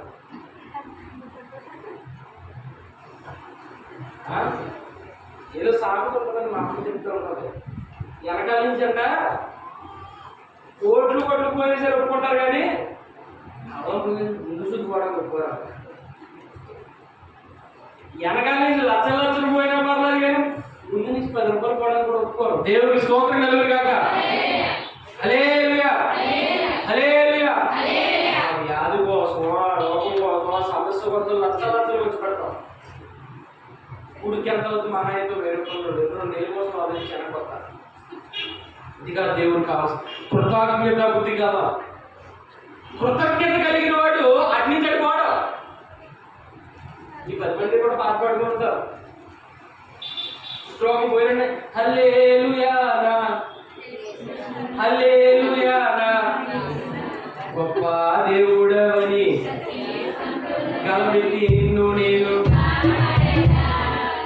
పాడుకుంటా ఉంటా. ఖచ్చితంగా పాడుకున్నాడు 2 తిరిగాను లేదు టైం అయిపోతుందా ఈ టైంకి సొక్కాడాలి నేను చదవాలి. నువ్వెక్కడున్నా చెప్పాను కదా మళ్ళీ చెప్పలేదు. చాలా బాగా వెళ్ళేసాను 10 మంది సంవత్సరం చాలా బాగు ఆడికి వెళ్ళాలి. నువ్వెక్కడరా నువ్వెక్కడికి వెళ్తావా? నేను నా ప్రేమికురాల దగ్గరికి వెళ్దా. ఒరే నీకు 40 సంవత్సరాలు వచ్చేసింది ఇప్పుడు నీకు ప్రేమికురాలు ఎట్లా నువ్వరా? ప్రేమకు వయసుతో సంబంధం ఉండదు.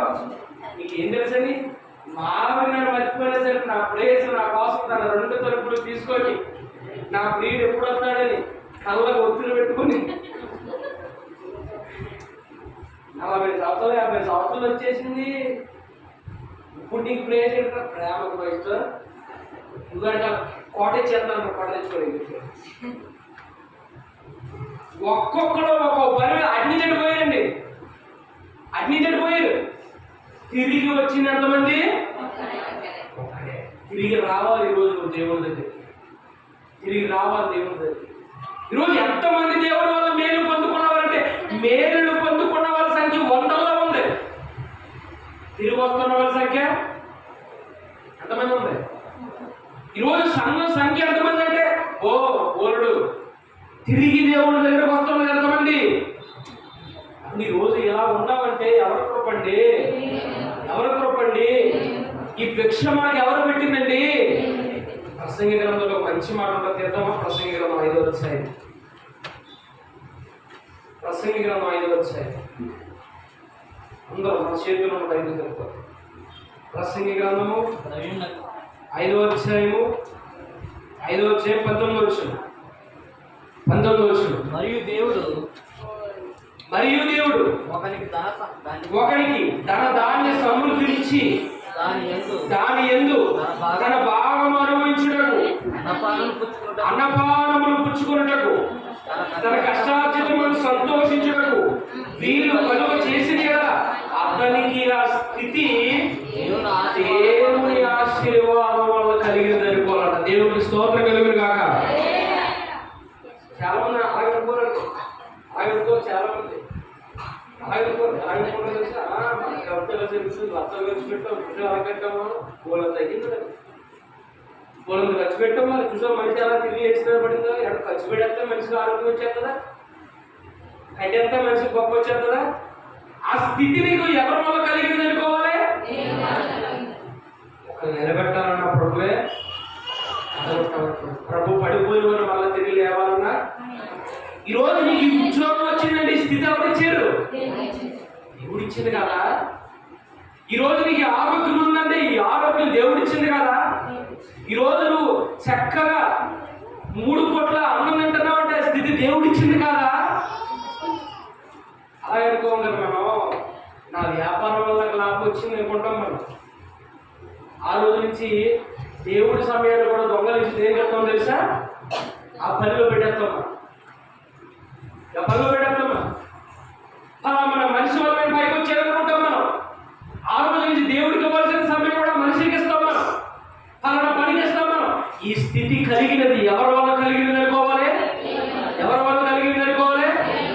దేవుడి వల్ల కలిగినది అనుకోవాలి. ఈరోజు నీకు ఈ స్థితి ఎవరి వల్ల ఉంది? ఎవరి వల్ల ఉంది? రోజు ఇలా కూర్చున్నామంటే, ఆరోగ్యంతో ఉన్నామంటే, ఆయుష్గా ఉన్నామంటే, నీ కుటుంబం అంత క్షేమంగా ఉందంటే, 3 పూట్ల చక్కగా ఆహారం తింటున్నామంటే ఎవరిచ్చే స్థితి? దేవుడి వలన నాకు ఈ స్థితి కలిగింది అనుకోవాలి. దేవుడి వలన స్థితి కలిగింది అనుకోవాలి. కొంతమంది అంటూ ఉంటారు, డబ్బు ఉంటాయంటే అన్నీ ఉంటాయండి. అన్నీ ఉంటాయా? డబ్బు ఉంటాయన్నీ ఉంటాయా? డబ్బు ఉంటాయన్నీ ఉంటాయా? కోట్ల రూపాయలు డబ్బులు కరోనాలో ఆకలి రాలిపోయాయి. అవునా కదా? మరి నా దగ్గర డబ్బు ఉంది కదా, డబ్బు ప్రాణాన్ని కాపాడదా? కాపాడదు. దేవుడి దయ, దేవుడి దయ. రోజు మీరు కానివ్వండి, నిలబడి చెప్తున్నా నేను కానివ్వండి, ఈ స్థితి ఎవరి వల్ల కలిగింది? ఎప్పుడు కూడా మర్చిపోకూడదండి. ఆయన మనల్ని విడిచిపెట్టక నడిపిస్తున్నాడు. అందుకోసం నువ్వు ఇలా ఉన్నావు. లేకపోతే ఎప్పుడో మట్టిలో మట్టి కింద కలిసిపోవాలి. మరణ పట్టణాల మీద ఆ రోజు నిన్న ఆయన లేపకపోతే నీ పరిస్థితి ఏంటి? చావు పోతే నుంచి ఆయన నిన్ను లేవనెత్తకపోతే నీ కుటుంబం పరిస్థితి ఏంటి? ఆ రోజు ఆయనే కదా నీకు తోడుంది. నీ భార్య నీకు తోడు కాదు, నీ భర్త నీకు తోడు కాదు, నీ బిడ్డలు నీకు తోడు కాదు. మరి తోడు ఎంతవరకు అని తెలిసే కొంతవరకునే. హాస్పిటల్కి వెళ్ళండి, ఆపరేషన్ థియేటర్లో వెళ్ళండి. చాలా మందిని ఆపరేషన్ థియేటర్లో తీసుకుని వెళ్తారు. భర్త ఉన్నా, భార్య ఉన్నా, ఎవరైనా సరే దూరం దగ్గర ఆగిపోవలసిందే. నా భార్యని లేకపోతే ఉండదంటే కుదరదు. నాట్ ఎలో. లేదని నేను తాను కొట్టానంటే తాను తీసి చేతిలో పెడతారు. ఉంచుకో, వచ్చిన తర్వాత మళ్ళీ చేసుకో. కుదరదు. నా భర్త నేను తోడుగా లోపలికి వస్తానంటే కుదరదు. అక్కడ వరకునే నీ భార్య, నీ భర్త, నీ పిల్లలను అక్కడ వరకునే. అది లోపల నీతో తోడుగా వచ్చేది మాత్రం ఎవరు? దేవుడు అప్పుడు వస్తాడు. దేవుడి స్తోత్రం కలుగును గాక. విడువదే నన్నెల్లప్పుడు కృప విజయ పదమున నడిపించేనే కృప. విడువదే నన్నెల్లప్పుడు కృప విజయ పదమున కృప విస్తరించేనే. నిన్ను స్తుతించినప్పుడు నా నీరు నిరంతరం మారనే మారవు. నా జ్ఞాపకాలలో చెరగని వాడవు. నా నీరు మారవు. నా జ్ఞాపకాలలో చెరగని వాడవు. నీవే నమ్మదగిన దేవుడవు. నీవు నా పక్షమై నిలచేయున్నావు. హల్లెలూయా. ఈ స్థితి ఎవరి వల్ల కలిగిందమ్మా నీకు? ఈ ఆరోగ్యం ఎవరిచ్చింది? ఈ ఆయుష్ ఎవరిచ్చింది? ఈ కుటుంబం అంతా క్షేమంగా ఉన్నది ఎవరిచ్చారు? ఆ స్థితి దేవుడిచ్చాడు. దేవుడి వలన మేలు పొందుకున్న నీవు మరలా తిరిగి ఎవరి దగ్గరికి రావాలి? ఆ కుష్ఠరోగి ఎవరి దగ్గరికి వచ్చాడు? మరలా తిరిగి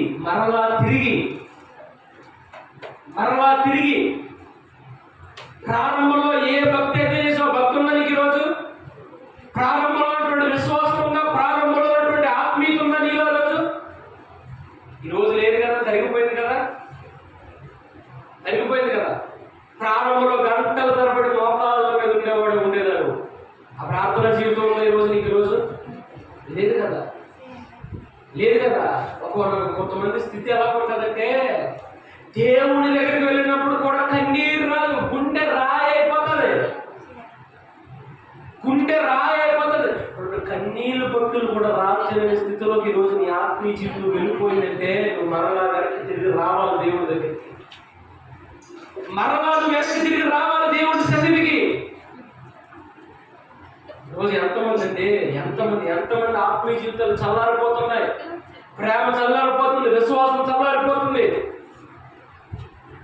ఆత్మీయత దిగజారిపోతుంది, ప్రార్థన జీవితాలు కరువైపోతున్నాయి, దేవుడితో ఏకాంతంగా గడిపే సమయాలు దొంగలించబడుతున్నాయి, ఉపవాసం ఉండి ప్రార్థించే దినాలు కరువైపోతున్నాయి, దేవుడి ఎడల భయభక్తులు కలిగిపోతున్నాయి.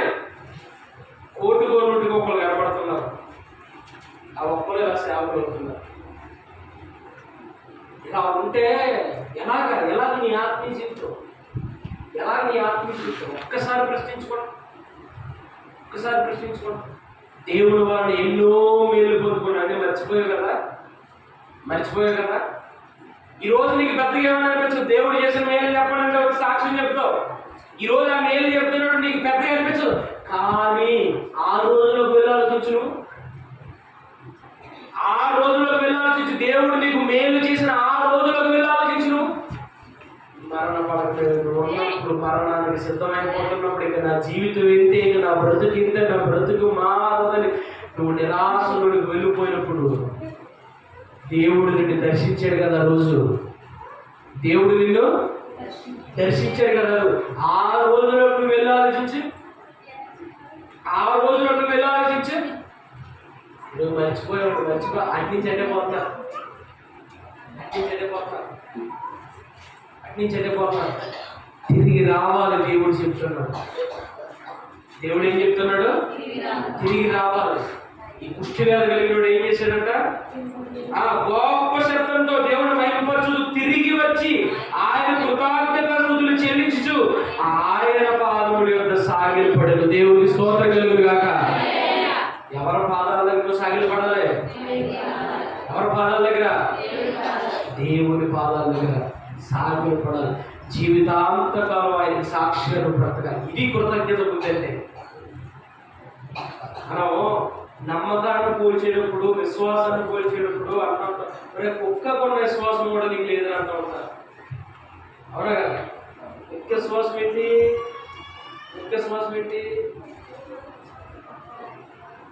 ఒక బ్రిటిష్ రచయిత మంచి నవలను రాస్తూ ఉంటాడు. ఆ నవలలో ఒక యథార్థమైనటువంటి సంఘటన రాశాడండి. దేవునికి స్తోత్రం. హల్లెలూయా. నిద్రపోయిన వాళ్ళు గట్టిగా స్తోత్రం చెప్పండి. ఎలాంటిగా ఉన్నారు? మెరుగుకున్న వాళ్ళు చెప్పండి. హల్లెలూయా. బ్రిటిష్ రచయిత కృతజ్ఞత గురించి యథార్థంగా జరిగినటువంటి సంఘటన రాశాడు. ఆ రోజుల్లో బ్రిటిష్ వాళ్ళు పరిపాలిస్తున్న చాలా మంది బానిసలుగా తీసుకెళ్ళిపోయారు. ఆ బానిసలో ఒక బానిస పారిపోయాడు. ప్రాణం తప్పించుకున్నాం, ఇది చేస్తుంటే చిత్రహింసలు చేశారు కదా, ప్రాణం రక్షించుకోవడానికి పారిపోయాడు అడవుల్లో. వెనకాల బ్రిటిష్ వాళ్ళు తరుముకుంటా వస్తున్నాడు, రాజు తరుముకుంటా వస్తున్నాడు. వీడు పారిపోయి గుహలోకి దూరాడు. ఎక్కడ దూరాడమ్మా? గుహలోకి దూరాడు. బయటేమో రాజు ఉన్నాడు, ఒక గుహలోకి దూరాడు. ఒక గుహలోనికి ఒక 2 అడుగులు వేసేసరికి ఆ గుహలో ఒక పెద్ద సింహం పడుతుంది. ఏం పడుకుంది? ఇప్పుడు లోపల వెళ్ళాడా? ప్రాణం పోతే. అలాగే వెనక్కి వెళ్ళాడా? రాజు చేతుల్లో చచ్చిపోతాడు. ఆలోచించుకోవడం కాసేపు ఆలోచించుకోవడం ఒకటే నిర్ణయం వచ్చాడు. బయటికి వెళ్ళి రాజు చేతుల్లో చిత్రహింసలు పెట్టి చచ్చిపోవడం కంటే గుహలోనికి లోపలికి వెళ్ళి సింహం చేతిలో ఒక దెబ్బ తెచ్చుకోవడమే నేను. వెనక్కి వెళ్ళామా? రాజు చిత్రహింసలు పెట్టించుకుని తెచ్చుకోవడం కంటే సింహం చేతిలో దెబ్బకి తెచ్చుకోవడం మంచిదని భయంతో అడుగులేస్తున్నారు లోపలికి. ఎందుకంటే రాజు దగ్గర వస్తున్నారు, భయంతో అడుగులేస్తున్నారు. అడుగులేసేసరికి సింహం ఎలా పనిచేస్తుంది.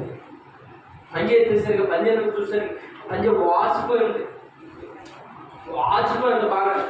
ఏమైందంటే యాక్సిడెంట్ చూసేసరికి సింహం ఎలా ఊగుతుంది అంటే రమ్మని పిలుస్తుంది అనమాట. ఎలా ఊపుతుంది, ఇదేంటి రమ్మని పిలుస్తుంది, నా మీదకి పరిగెత్తుకొని వచ్చిన చెప్పాలి లేదా రమ్మని పిలుస్తుంది. దాని పంజా ఏంటి, మిగిలిన 3 కాళ్ళు వల్ల కాకుండా కాలు ఇంతలో ఆచుకుంది. దగ్గరికి వెళ్ళి వస్తే ఆ పంజాకి ఒక ముళ్ళ కంచి దిగబడిపోయింది. ఆ పంజాకి ఒక ముళ్ళు కంచి దిగబడిపోయింది. అది ఎన్ని రోజులు దిగబడిపోయిందో తెలియదు కానీ ఇన్ఫెక్షన్ అయిపోయింది. చెయ్యి అంతా కూడా వాచిపోయింది అనమాట. చెయ్యి అంతా కూడా వాచిపోయింది. అది ఆ గుహలోనే ఉండిపోయింది. కొన్ని తెరలు పట్టి ఉండిపోయింది. ఏం చేశాను, దగ్గరికి వెళ్ళి ముళ్ళన్నీ కూడా తీసేది. ముళ్ళన్నీ కూడా తీసి దానికి గాయాన్ని అంతా కూడా శుభ్రపరిచి దాన్ని కట్టుకట్టాడు. 1 రోజు అయింది, 2 రోజులు అయింది, 3వ రోజు శివ పడుకోవడం, నేను పడుకుంటున్నాడు. దానికి ఆయన సడన్గా శివముడు లేచి ఈ దగ్గర పరిగెట్టుకున్నాడు. మొదలైంది. శివం ఎలా పరిగెడతాం మనకు తెలుసు కదా. శివం పరిగెట్టడం ఈయన అల్లుకున్నప్పుడు దేనికి ఇప్పుడు నన్ను చప్పుకొని చేస్తుందా, ఇది గాయం తగ్గిపోయింది, ఇలా నుంచి ఇప్పుడు ఇది గుహలో ఉంది, అసలే ఆకలితో అలమడెత్తుంది, వచ్చి మీద పోయి చంపుకొని తినేస్తారు అనుకోండి. శివం దగ్గరికి వచ్చి ఇలా మీద పడి కుక్క నాకడం మొదలెట్టిందండి. కుక్క నాకుతున్నట్టుగా నాకుతుంది శివం అవుతుంది. కారణం ఏంటో తెలుసా? ప్రేమ. ఆ ప్రేమ ఎందుకో తెలుసా? ఈ వ్యక్తి నాకు మేలు చేశాడు, మేలు చేసిన వ్యక్తి నేను ఎలా ఉండాలి, కీడు చేయకూడదు, అతను ప్రేమించాలి, అతనికి రుణపడాలి. కుక్క నాకు కాబట్టి ఒక చిన్న ముళ్ళు వేస్తేనే జంతువు తన బుద్ధిని మరిచి కృతజ్ఞత బుద్ధి చూపెట్టింది కదా. దేవుడు ఎన్ని ముళ్ళు తీసాడు నీ జీవితంలో, ఎన్ని ముళ్ళు ఏర్పడేసాడు, ఎన్ని ముళ్ళు ఏర్పడేసాడు దేవుడు. కృతజ్ఞత నీకుందా ఈరోజు? కృతజ్ఞత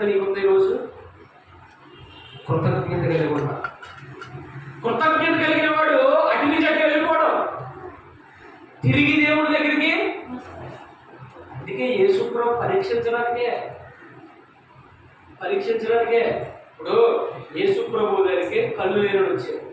ఆన్ ది స్పాట్ ఇచ్చాడా? నువ్వు దారిలో వెళ్తావుగా కళ్ళు వస్తాయి చెప్పాడా? గుడ్డువాడిని దావీదు కుమారుడా మమ్మల్ని కరుణించి అన్నాడు. ఆన్ ది స్పాట్ కలిగించాడు. పక్షవాయుతో ఒకటి మంచం పట్టుకొని తీసుకొచ్చాడు. ఆన్ ది స్పాట్ లేపాడా? వచ్చిన దాంట్లో మీరు ఏ దారి వచ్చారో దారించుకుంటారా, దారిలో ఎక్కితే అన్నాడా? ఆన్ ది స్పాట్ లేపాడు. అక్కడ మీరు యేసుప్రభు కార్యాలు అన్నీ చూడండి, ఆన్ ది స్పాట్ చేశాడు. వీళ్ళని కూడా ఆన్ ది స్పాట్ చేయగలరా చేయలేడు? అంత దూరం నుంచి మనం ఉన్నప్పుడే శుద్ధుడు అయిపోతే ఆన్ ది స్పాట్ జరుగుతుంది. కానీ ఆన్ ది స్పాట్ చేయలేదు ఆయన. ఎందుకు చేయలేదంటే ఈ 10 మంది బుద్ధి ఏంటో బయటపడాలి. దేవుడికి స్తోత్రం కలుగును గాక. ఈ 10 మంది బుద్ధి ఏంటో అందుకే అన్నాడు, మీరు వెళ్ళండి దారిలో వెళ్తుండగా మీకు వస్తుందా? వస్తుంది. టెస్ట్ చేశాడు అనమాట. 10 మందిలో ఎవరు తిరిగి వస్తాడు? 10 మందిలో ఎవరు తిరిగి వస్తాడు? ఎవరు తిరిగి వచ్చాడు? ఒక్కడు తిరిగి వచ్చాడు. దేవుడు కూడా అనేకమైన మేలు చేస్తాడు నీకు. నువ్వు తిరిగి వస్తావా రావని పరీక్షిస్తాడు దేవుడు కూడా.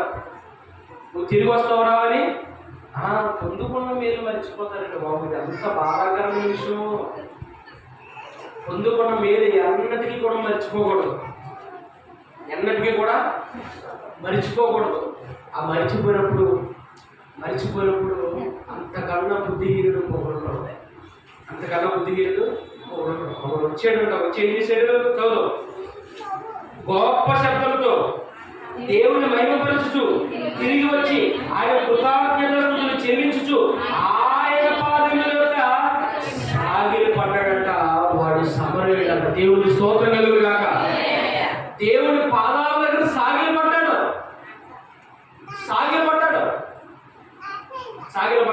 ఎందుకు చదువు చూడండి. అందుకు యేసు 10 మంది శుద్ధులయ్యారు కదా, ఆ 9 ఎక్కడ ప్రభు అడుగుతున్నాడు. 10 మంది కదా శుద్ధులయ్యారు, ఒకడు వచ్చాడు. 9 మంది ఎక్కడున్నారో? మేలు పొందుకున్న 9 మంది ఎక్కడున్నారో? ఈరోజు దేవుడి వల్ల మేలు పొందుకున్న నువ్వు ఎక్కడున్నావు? ఆదివారం సన్నిధి జరుగుతూనే ఉంటుంది. నువ్వు ఎక్కడున్నావు? టైగర్ దేవుడు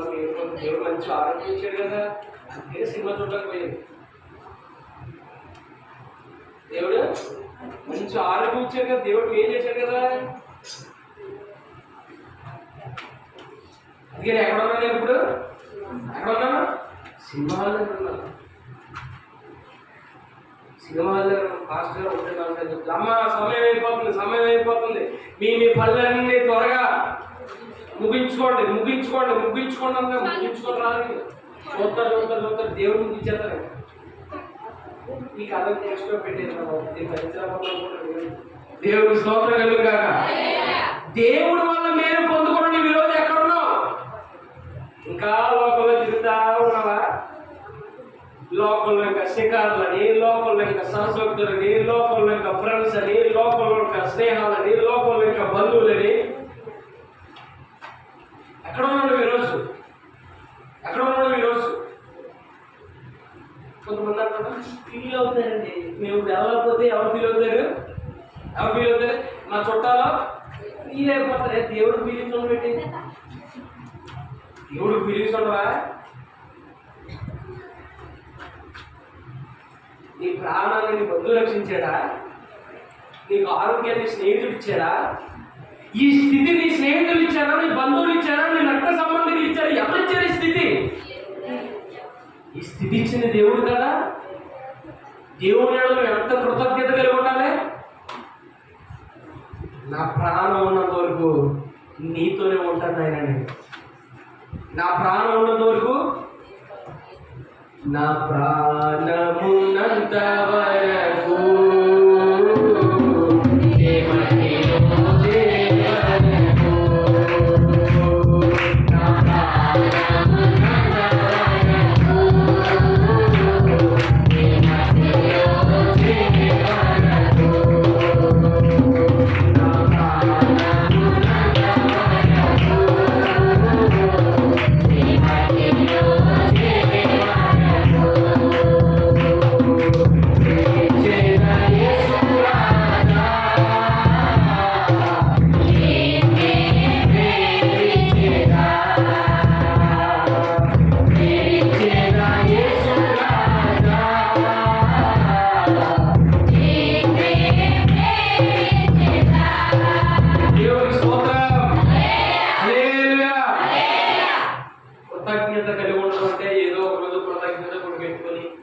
దేవుడు మహిమపరచడం కాదు, జీవితాంతకాలం ఆయన కొరకు సాక్షిగా బ్రతకాలి. ఒక్కరోజు 2 రోజులు కాదు, జీవితాంతకాలం సాక్షిగా ఆయన కోసం నువ్వు బ్రతకాలి. నీ ఊపిరినంత వరకు, ఈ మట్టిలో కలిసిపోయేంత వరకు, ఈ దేహం మట్టిలోకి వెళ్ళేంత వరకు, నీ కంఠంలో ఊపిరినంత వరకు ఆయన కోసం నువ్వు సాక్షిగా బ్రతకాలి. ఆయన కోసం సాక్షిగా నువ్వు నిలబడాలి. ఆయన కోసం నువ్వు నిలబడాలి. ఆయన కార్యాలు చేయాలి. ఆయన కొరకే నువ్వు బ్రతకాలి. నా మనసారని సన్నిధిలో సాగిలపడి నమస్కారము చేసిన, సాగిలపడి నమస్కారము చేసిన, నా మనసారని సన్నిధిలో సాగిలపడి నమస్కారము చేసిన, సాగిలపడి నమస్కారము చేసిన, అత్యున్నత సింహాసనముపై ఆసీనుడా దేవదూతలు ఆరాధించు పరిశుద్ధుడా యేసయ్యా, నా నిలువెల్లని దేవునామో, నా యేసయ్యా, నా నిలువెల్లని దేవునామో, నా మనసారని సన్నిధిలో సాగిలపడి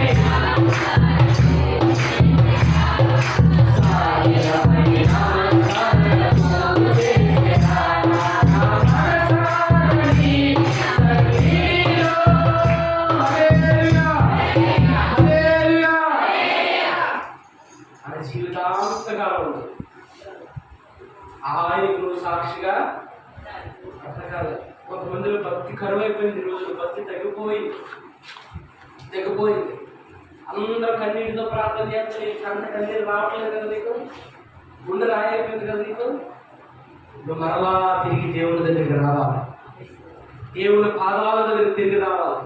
కోల్పోయిన నీ ఆత్మీయతను మరలా సంపాదించుకోవాలి, కోల్పోయిన నీ ప్రార్థన జీవితాన్ని మరలా సంపాదించుకోవాలి, కోల్పోయిన నీ భక్తిని, నీ విశ్వాసాన్ని మరలా సంపాదించుకోవాలి. తిరిగి రావాలి దేవుని దగ్గరికి. లోకంలో ఏదో మంది తిరుగుతారు, లోకంలో ఏదో కావాలని తిరుగుతారు, లోకంలో ఏదో సంపాదించుకోవాలని తిరుగుతారు. శ్రమలో నీ గుర్తు రాలేని పనులన్నీ శ్రమ తీరిపోయిన తర్వాత దేవుడు మేలు చేసిన తర్వాత గుర్తొస్తా ఉంటాయి కొంతమందికి, గుర్తొస్తా ఉంటాయి కొంతమందికి. మర్చిపోయావా దేవుడు చేసిన మేలు? తిరిగి రావాలి దేవుడి దగ్గరికి, తిరిగి రావాలి. ఎందుకు రావాలి? ఎందుకు రావాలి? వచ్చి ఏం చేయాలి? నా మనసారని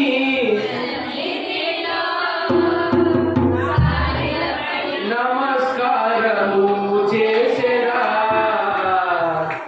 సాగిలపడి నమస్కారము చేసేరా. వచ్చి ఏం చేయాలి? దేవుడి సన్నిధిలో సాగిలపడి నమస్కరించాలి. ప్రభా, నువ్వు లేకపోతే నేను లేదయ్యా, ఈ స్థితి ఇచ్చింది నువ్వు, ఈ పరిస్థితి ఇచ్చింది నువ్వు, ఈరోజు బ్రతుకుందంటే బ్రతికిచ్చింది నీవు, ఈరోజు ఈ క్షేమం ఉందంటే క్షేమం ఇచ్చింది నీవు. నా జీవితాంతకాలం నీకు సాక్షులే బ్రతుకుతాను నాయన, నా జీవితాంతకాలం నీకు సాక్షులే బ్రతుకుతానయ్యా. భక్తిలో నిరసించిపోయావు, ఆత్మీయతలో నిరసించిపోయావు, విశ్వాసంలో నిరసించిపోయావు. నా ప్రార్థన జీవితాన్ని కోల్పోయాను ఆయన. గంటల తరబడి నీ సన్నిధిలో మోకరించి ఏడ్చేవాడు, మోకరించి ఏడ్చేదని. ఈరోజు ఆ కన్నీటి ప్రార్థన లేదు, ఈరోజు ఆ మోకాల అనుభవం లేదు, ఈరోజు ఆ ఏకాంత అనుభవం లేదు, ఈరోజు ఆ ఉపవాస ప్రార్థన అనుభవం పోయిందని ఆయన ఆలోచి ఎండిపోయి ఉన్నాను, నేను ఆత్మీయ జీవితంలో చల్లారిపోయి ఉన్నాను. మరలా ఒకసారి నీ శక్తితో నేను నింపయ్యా, మరలా ఒకసారి నీ కృప చేత నేను నింపయ్యా, మరలా నా ఆత్మీయ జీవితాన్ని బలపరచునైనా అడగలు. తిరిగి రావాలి దేవుడి సన్నిధికి, తిరిగి రావాలి దేవుడి సన్నిధికి. మోకరించిన పిల్లలు ప్రార్థించుకోవాలి, మోకరించిన ప్రార్థించు. ఈరోజు నీ ఆత్మీయ జీవితం ఏ స్థితిలో ఉందో, ఈరోజు నీ ప్రార్థన జీవితం ఏ స్థితిలో ఉందో ఒక్కసారి దేవుడి సన్నిధిలో ఉన్న నీకు నేను పరీక్షించుకో, నేను పరీక్షించుకో. ఎక్కడ ఉన్నాడు నువ్వు? దేవుడు అడుగుతున్నాడు, ఆ తొమ్మండుగురు ఎక్కడా? నా వలన మేలు పొందుకున్న తొమ్మండుగురు ఎక్కడా? రోజు దేవుడు వలన వచ్చింది కదా నీకు ఈ జీవితం. ఎక్కడున్నాడు ఈరోజు? దేవుడు మందిరాన్ని విడిచిపెట్టి, దేవుని సన్నిధిని విడిచిపెట్టి, విశ్వాస జీవితాన్ని విడిచిపెట్టి ఎక్కడెక్కడో తిరుగుతూ ఉన్నావు కదా, ఎక్కడెక్కడో తిరుగుతూ ఉన్నావు కదా. దేవుడు పిలుస్తున్నాడు, వచ్చే బిడ్డ, నా రెక్కల నీడకు వచ్చే, నా రెక్కల నీడకు వచ్చే. అందరూ మొరపెడదాం ప్రియుల. నీ హృదయం నుంచి కన్నీరు రావట్లేదు కదా, ఆ కన్నీటి అనుభవాన్ని కోల్పోయిందయ్యా, ఆ ప్రార్థన అనుభవాన్ని కోల్పోయిందయ్యా, నీ సన్నిధిలో మోకరించే అనుభవాన్ని కోల్పోయిన, భక్తి జీవితాన్ని కోల్పోయిన నాయన. ఒక్కసారి నన్ను దర్శించయ్యా, ఒక్కసారి నన్ను దర్శించయ్యా, నా జీవితాన్ని దర్శించు, నా బ్రతుకును దర్శించు నాయన. అందరూ ప్రార్థన చేద్దాం, మొరపెడదాం. ఇది నీ కోసమే. నీకు చేసిన వీళ్ళు మర్చిపోయారు, నా భక్తి జీవితాన్ని మర్చిపోయారు, నా విశ్వాసంలో బలహీనమయ్యారు, విశ్వాసంలో బలహీనమయ్యారు. ఇప్పుడు నా జీవితాన్ని నీ చేతిలో పెడుతున్నాను ఆయన, నా జీవితాన్ని నీ చేతిలో పెడదాం. మొరపెట్టు సహోదరుడు, మొరపెట్టు సహోదరి. దేవుడి సన్నిధానంలో ఇది మౌనంగా ఉండవలసిన సమయం కాదు, ఇది మౌనంగా ఉండవలసిన సమయం కాదు, ఎలుగెత్తి మొరపెట్టవలసిన సమయం ఇది, ఎలుగెత్తి మొరపెట్టవలసిన సమయం ఇది. అందరూ మొరపెడదాం. ఇంకా చాలా మంది మొరపెడుతున్నారు, అడుగుదాం దేవుడికి మనం సమర్పించుకుందాం, ఒక మంచి తీర్మానం చేసుకుందాం. ప్రభువా, నా జీవితాంతగా నీకు సాక్షులే బ్రతుకుతాను ఆయన, నీకు సాక్షులే బ్రతుకుతాను ఆయన. ఒక మంచి తీర్మానం చేయి, ఒక మంచి తీర్మానం చేయి. దేవా, నా జీవితం. అందరూ మాట్లాడదాం ప్రియులారా. ఆపాదమస్తకం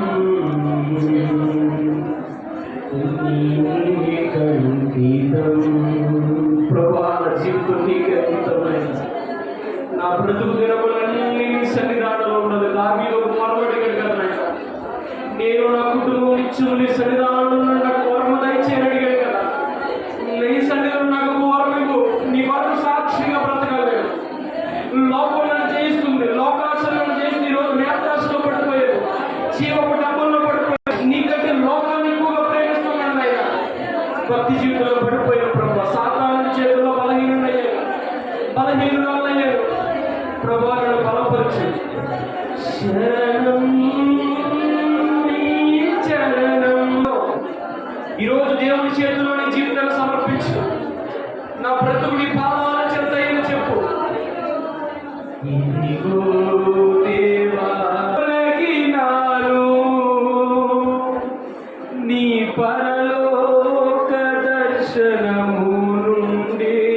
అవునాయన, ఎన్నో మార్లు నువ్వు పిలుస్తున్న వైద్యులకు పోయాను, ఎన్నో మార్లు దర్శిస్తున్న వైద్యులకు పోయాను. మీ దాసుని నోటి నుంచి ఈరోజు నన్ను పిలిచావు, ఈరోజు నన్ను పిలిచావు. నేను తీర్మానం చేసుకున్నానయ్యా, నా బ్రతుకు దినమాలన్నీ లోకంలో నేను తిరగను, లోకంలో నేను తిరగను. నీ సన్నిధిలో నేను బ్రతుకుతాను, నీ పాదముల యొక్క నేను బ్రతుకుతాను నాయన. ఇదిగో నేను తీర్మానం చేసుకున్నాను, ఇదిగో నేను సమర్పించుకుంటున్నాను, నీ పనికి నేను సమర్పించుకుంటున్నాను. పలుమార్లు తొలగినాను నీ పరలోక దర్శనము నుండి. విలువైన నీ దివ్య ప్రేమకు నే తగినట్లు జీవించనైతిని.